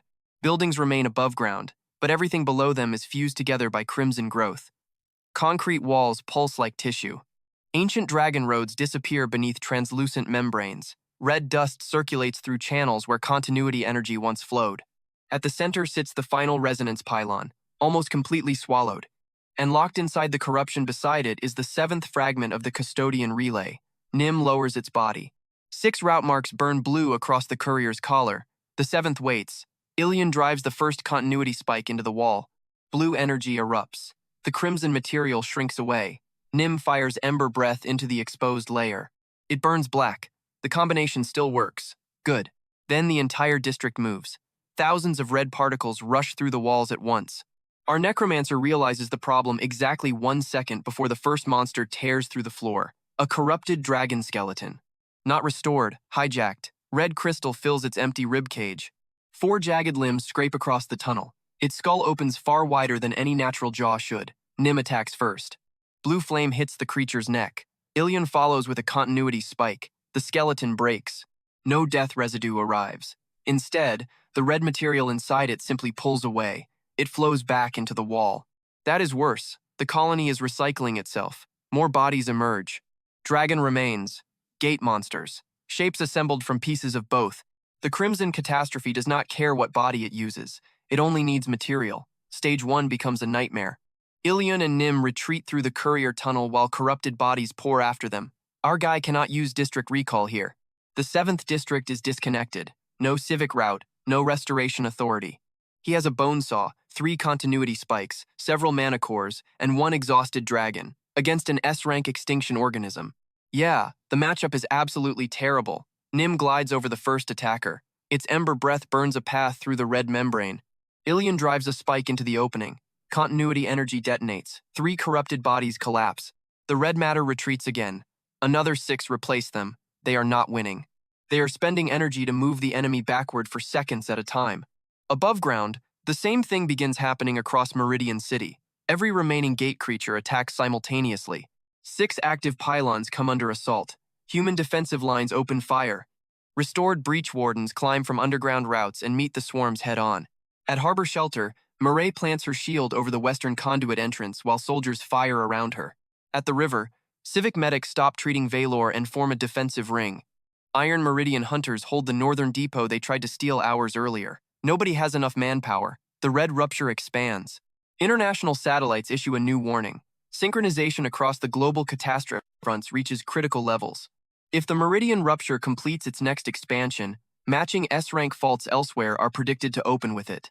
Humanity has minutes. Ilyun gets driven backward. A corrupted dragon limb catches his side. Armor is not part of his recovery worker uniform. The claw opens his jacket and throws him into the wall. His vision flashes white. Nim turns instantly. The courier abandons its path to the pylon and attacks the creature above him. Wrong decision strategically. Very Nim. The little dragon bites into crimson crystal. Red particles flood its mouth. Its blue eye flickers. Ilyun's expression finally breaks. He drives the second continuity spike through the creature's skull hard enough to split the ancient bone. Nim falls. Red veins crawl across the courier's collar. The system warns that civic imprint interference has begun. Our necromancer grabs Nim with both hands. He routes continuity energy directly through the collar. The red veins stop. For several seconds, Ilyun does nothing else. The pylon can wait. The city can wait. He stabilizes Nim first. That choice says more than any speech could. The courier has already died once. Ilyun refuses to let this catastrophe take it again. Nim's blue eye returns. The little dragon pushes its skull against his wrist. Then it looks toward the 7th pylon. Back to work. Our guy wipes blood from his mouth. Now he starts reading the enemy. The red colony keeps recycling damaged material. Why? Because there is no individual organism to kill. He watches the particles withdraw from another destroyed body. They do not retreat randomly. Every stream travels toward the pylon. No, past the pylon, upward, toward the crimson rupture. Ilyun checks the ancient extinction record through the custodian relay. Same behavior. Red dust infects bodies. Pylons activate. The particles abandon peripheral hosts and concentrate around the strongest continuity source. The dragons saw this too. That is why all 7 pylons were activated during the final containment. The network was bait. The civilization deliberately concentrated the entire catastrophe into one location. Then something went wrong. Ilyun isolates the final seconds of the archive. The old dragons trigger every pylon simultaneously. Continuity floods the city. Red contamination gathers. Then the civic network overloads. Millions of living dragon signatures are still connected to it. The corruption rides the same connection backward. The first census shuts down to preserve its records. The living civilization dies. That is why the insurance system survived when its people did not. Our necromancer looks at the current network, different conditions. His dragons are not anchored by living biological signatures. Their clean civic imprints exist inside the first census. If corruption reaches a restored body, the network can rebuild that body from an uncontaminated record. And this time, the system has an external custodian who understands what happened. The original plan was not wrong. The execution lacked one safeguard. Ilyun has that safeguard. Census recall. Our guy changes tactics. He stops trying to destroy the red colony here. He feeds the third continuity spike directly into the contaminated pylon. Maximum output. The entire 7th district flashes blue. The red organism reacts exactly as predicted. It rushes inward. Walls shrink. Corrupted bodies collapse. Billions of particles surge toward the pylon. Nim stares at Ilyun. The courier understands. They are no longer pushing the catastrophe away. They are inviting all of it closer. Above ground, monsters begin dropping. Not dying, emptying. Red dust tears itself from their bodies and streaks toward the eastern district. Human defenders stop firing. Mireille looks up. The sky becomes crimson. Every particle in Meridian City is converging. The S-rank rupture compresses. The catastrophe finally reveals its full physical scale. A vast red column forms between the 7th district and the sky. Fragments twist together. Wings emerge. Then claws. Then a skull large enough to cover several buildings. The colony creates the shape it knows best. A dragon. Not Valor, not a citizen. A grotesque imitation built from the material it stole from thousands of infected creatures. The thing reaches toward the 7th pylon. There is the enemy's final reaction. Destroy the network before containment closes. Ilyun grabs Nim. The courier route ahead is exposed now that the contamination has concentrated. He points toward the final relay fragment. Nim launches. The little dragon flies. A true flight this time. Its 6 route marks pull continuity energy from 6 distant pylons. The giant crimson construct sees it. One claw descends. Nim turns. Barely. The impact tears away part of its tail. The courier keeps going. Another red limb forms from the wall. Nim folds one wing and drops beneath it. Blue fire traces behind the dragon like a line drawn through darkness. Ilyun activates district recall from the edge of the disconnected zone. 6 pylons answer. The 32 wardens from the river battle rise again, then more. 64. 100. Dragon defenders erupt from every connected district. The crimson construct sends corrupted bodies toward them. The restored dragons meet the attack. Each destroyed monster releases death residue. This time the system catches it. Restoration reserve rises. Ilyun spends it immediately. 100 becomes 200. 200 becomes 400. Engineers rise. Aerial wardens. Medics. Conduit crews. Couriers. Forge workers. Not just soldiers. A civilization does not return as an army. It returns as itself. The feedback loop Ilyun discovered with 3 shardhounds finally reaches city scale. Enemy death powers restoration. Restoration repairs infrastructure. Infrastructure expands recall. Expanded recall restores more citizens. The dead capital erupts in blue light. Nim reaches the relay fragment. The courier catches it between its jaws. The crimson dragon strikes. One enormous red wing sweeps through the tunnel. Nim disappears inside the impact. Its civic signal vanishes. Ilyun freezes. 1 heartbeat, nothing. 2. Nothing. Then the bronze collar hits the floor beside the 7th pylon. Empty. Nim's body has been completely destroyed. Our necromancer's face becomes terrifyingly calm. The system lists the courier as physically lost. Civic imprint intact. That is enough. Ilyun places his bloody hand on the pylon conduit. He does exactly what the first census was built to do. Recall the citizen. Blue light gathers around the collar. A skull forms. Then a spine. Ribs. Legs. But the reconstruction does not stop at Nim's old shape.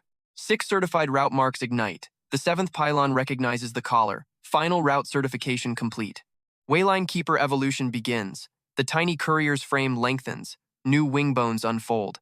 7 rings of blue geometric light form along the wings, each connected to one pylon. A complete tail reconstructs behind it. The bronze collar transforms into a dark band running down the chest. Nim rises roughly the size of a warhorse. Still skeletal. Still, unmistakably Nim. Just no longer a broken juvenile courier. The evolved dragon opens both wings. Every route in Meridian City lights up. Wayline Keeper evolution complete. Nim grabs the final custodian relay fragment. Then the dragon launches straight upward. The crimson construct attacks again. Nim passes through its fingers. 1 turn. 1 dive. The Wayline Keeper reaches Ilyun and drops the fragment into his hand. Our necromancer locks it into the band around his wrist. 7 pieces connect. The custodian relay becomes complete. 7 pylons answer. The central heart wakes fully. For the first time since the dragon civilization fell, every resonance line around Meridian City closes into a ring. Ilyun activates census recall, not simultaneously. The sequence Nim taught him. North, west, river, south, capital, depot, east, 7 pulses, 7 returns. The central heart takes the load. The network stops running through one human nervous system. It runs through the city. Gray civic signatures turn blue by the thousands. Dragon skeletons rise beneath streets, inside houses, across forgotten plazas, in workshops, at transit stations, along underground towers. Some are incomplete. Some can barely move. Others unfold enormous wings and climb toward the surface. 10,000 citizens return, then more. The system stops displaying an exact restoration count because the network is processing too many simultaneous civic imprints. Its status changes instead. Civilization condition. Recovering. That single word hits harder than any rank notification. The fallen civilization is fallen no longer. The Crimson Construct attacks the network with everything it has. Red particles slam into restored dragons. Bodies become contaminated. Census Recall simply pulls their clean imprints back through the network. The organism corrupts flesh. The city restores identity. Again, it cannot permanently overwrite them. For the first time, the extinction mechanism encounters something it cannot keep dead. Valor wakes beneath the river. The former S-rank guardian opens blue eyes. Its body remains scarred. One wing barely works. It takes off anyway. The enormous dragon rises above Meridian City. Human soldiers stop firing. Valor crosses the skyline and crashes directly into the Crimson Imitation, real guardian against stolen shape. The impact breaks the red construct apart. Nim dives through the opening. 7 wayline rings flare along its wings. Ember breath erupts. Not the tiny flame from the convenience store. The pylon network carries its pattern. Every active resonance tower reproduces it. Continuity energy turns blue-white. The city itself becomes the flame. Red contamination ignites across Meridian. The giant construct collapses. The particles try to retreat into the rupture. Ilyun closes the ring. All 7 pylons fire. But unlike the ancient disaster, the energy does not flow through vulnerable living citizens. It flows through preserved civic imprints and the central heart. The safeguard holds. The crimson rupture contracts. 1 mile, half a mile, 100 feet. The sky screams without sound. Then the wound closes. Black rain stops. For several seconds, Meridian City hears nothing. No gate roar, no sirens, no corrupted monsters, just wind. Satellite feeds update. The synchronized S-rank faults across the world contract with it. 2 smaller crimson ruptures collapse entirely. Others destabilize and retreat. The predicted global chain reaction stops. Humanity is not magically safe. The apocalypse still exists. There are monsters elsewhere. Cities remain damaged. People are still fighting. But the S-rank synchronization that was about to push the world past recovery is broken. Meridian survives. And now humanity has something it did not have yesterday. A method. Beneath the ruined city, blue lights spread farther than anyone can count. Dragons walk streets that have been empty for ages. Reservoirs open. Forges ignite. Transit routes activate. Civic towers wake 1 floor at a time. Nim lands beside Ilyun inside the fully active central heart. The evolved Wayline Keeper lowers its much larger skull. Our Necromancer reaches up and places one hand against the old bronze collar, still visible beneath the new dark plating. This time, Nim does not need a route. It has brought an entire civilization home. 3 days after the S-rank rupture closes, Meridian City finally sees sunlight without anything falling out of the sky. Nobody cheers at first. People simply stand there. Emergency workers leave the shelters. Soldiers remove their helmets. Hunters stare upward like the blue sky might suddenly change its mind. It does not. The crimson wound is gone. For the first time in 7 months, global catastrophe monitoring records an actual reversal instead of another escalation. The synchronized S-rank faults remain unstable across several regions, but the chain reaction that was about to open them simultaneously has stopped. Humanity gets something more valuable than victory: time. Meridian itself looks completely wrecked. Entire blocks are gone. The northern depot resembles a crater. Harbor Shelter has a dragon claw hole through several floors. The financial district is still covered in dead crimson crystal. Yet the casualty numbers are nowhere near what emergency models predicted. 32,000 people survive Harbor. St. Aura Hospital remains operational. 3 military evacuation zones never lose clean water. And beneath all of them, the reason becomes impossible to hide. The dragon civilization keeps rebuilding. Blue light shines from underground streets. Ancient reservoirs feed modern emergency pipes. Dragon engineers reinforce foundations beneath damaged apartment blocks. Restored transit workers reopen tunnels no human engineer even knew existed. The first census continues reconstructing citizens whenever sufficient death residue becomes available. Not soldiers first. Citizens. That rule remains. Kang Ilyun personally keeps it that way. The apocalypse produced enough residual death energy to restore an enormous first wave, but full civilization reconstruction will take time. Tens of thousands now walk the ancient capital. Millions of civic imprints remain safely stored. The system no longer labels the civilization fallen. Its status is recovering. That one word stays unchanged. Good enough. Ilyun stands inside the central heart while the first full civic census completes. 7 resonance pylons glow across the city map. The custodian relay around his wrist no longer burns when they synchronize. Most of the workload passes through the heart exactly as intended. His supposedly mysterious necromancer system has changed its identification too. The human translation remains because it is convenient. Behind it sits the real designation. First Census Emergency Custodian Interface. Custodian. Kang Ilyun. Status. Confirmed. Our guy reads it once, then closes the display. No celebration. There is too much work. Nim arrives through the northern wayline. The evolved dragon no longer needs doorways. 7 route rings flare along its wings, and the wayline keeper slips directly from one active civic marker to another. The size increase has done absolutely nothing for its personality. Nim lands beside Ilyun carrying 4 maintenance tags in its jaw, an emergency radio hooked around one horn, and somebody's wrench. Still the wrench. Apparently, that thing belongs to Nim now. The wayline keeper drops the tags onto the city map. 4 damaged routes, 4 jobs. Ilyun rearranges them by urgency. Nim watches. Then the dragon moves the hospital tag ahead of the others with one claw. Our necromancer looks at it. Nim taps the tag, patience first. Ilyun leaves it there. The dragon seems satisfied. That relationship has become strange, even by apocalypse standards. 1 corpse recovery worker. 1 resurrected courier. 1 civilization between them. Seo Mirei enters the heart shortly afterward. This time, she brings people. Civil engineers, military logistics officers, 2 doctors, representatives from the surviving municipal government. Nobody carries a weapon openly. They cross the ancient chamber while restored dragon technicians work around them. The humans stare. The dragons occasionally stare back. A young restored dragon nearly walks into a pillar because it is too busy watching a human tablet computer. The human engineer holding that tablet almost does the same thing. First contact between civilizations could definitely look more dignified. It does not need to. Mirei places Meridian's reconstruction map over the dragon's civic map. For the first time, modern streets and ancient infrastructure appear together. The overlap is absurd. Collapsed human bridges sit above intact dragon transit channels. Destroyed pumping stations sit near ancient reservoirs. Damaged power grids cross-functioning continuity conduits. Humanity lost enormous amounts of infrastructure. The dragons have infrastructure without a functioning modern surface city. The obvious arrangement builds itself. Human crews repair what belongs above ground. Dragon engineers stabilize what exists below. Neither side gets everything it wants. Both sides get to survive. Ilyun establishes one hard rule. The restored dragons are citizens. Not summoned property, not dungeon loot, not salvage. The first census makes that mechanically obvious anyway. Civic imprints retain individual identities, professions, and memories.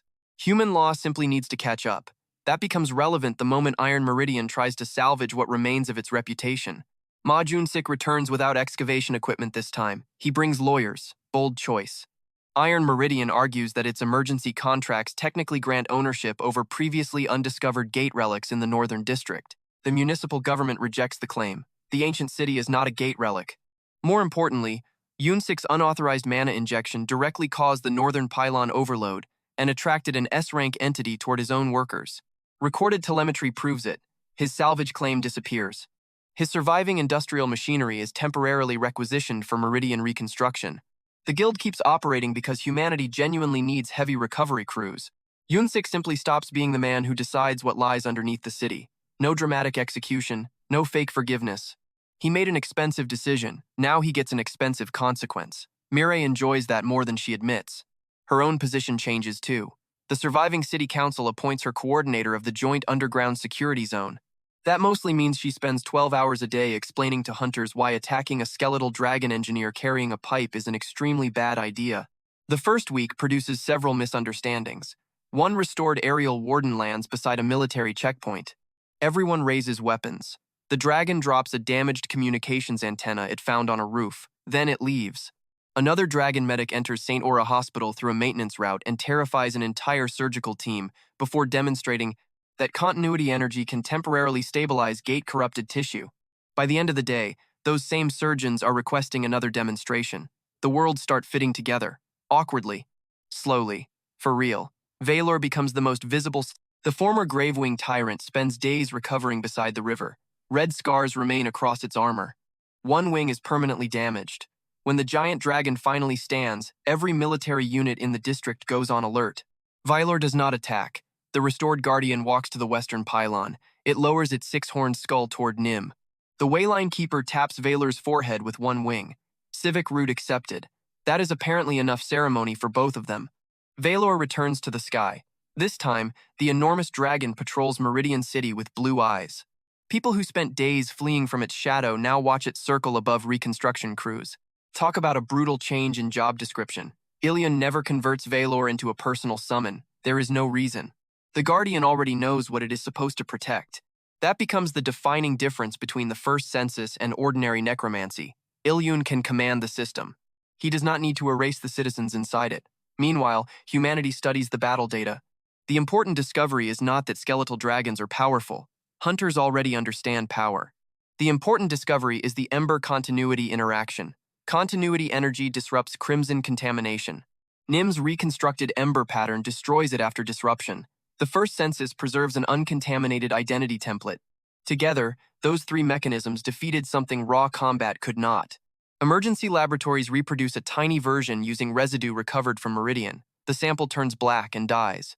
For the first time, humanity possesses a verified countermeasure against the red infection. Not enough to end the entire apocalypse overnight. Enough to stop treating it as unbeatable. International governments begin exchanging crimson samples instead of hoarding them. Hunter teams receive updated instructions. Do not merely destroy infected bodies. Identify the controlling particulate. Separate it. Contain it. The ancient dragons bought the future with a technology humanity almost buried beneath subway concrete. Ilyun turns that technology back toward its original purpose. Reconstruction. Weeks pass. Harbor shelter empties gradually. Families return to safe districts. A new protected zone forms around the 7 pylons. More than 100,000 people eventually live inside the stabilized network. Gate creatures avoid the continuity field. Clean water runs. Emergency farms begin operating beneath several damaged stadium lots. Dragon reservoirs stabilize irrigation. Human generators feed recovered mana cores into civic relays. Neither civilization functions alone anymore. The underground capital changes fastest. Markets reopen. Workshops ignite. Restored dragon children return to streets where their bones had rested for ages. The old classroom Nim visited is repaired. Ilyun walks past it once while inspecting the northern route. 32 juvenile dragons now sit beneath a restored wall display. The bronze route token is no longer there. It is built into Nim's collar. Our guy pauses for only a moment. Then he continues walking. Nim notices anyway. The Wayline Keeper follows beside him instead of taking the faster route. No speech, no explanation. It simply walks. That small decision gets Ilyun more than any victory ceremony could. The former corpse recovery worker eventually receives an official office. He never uses it.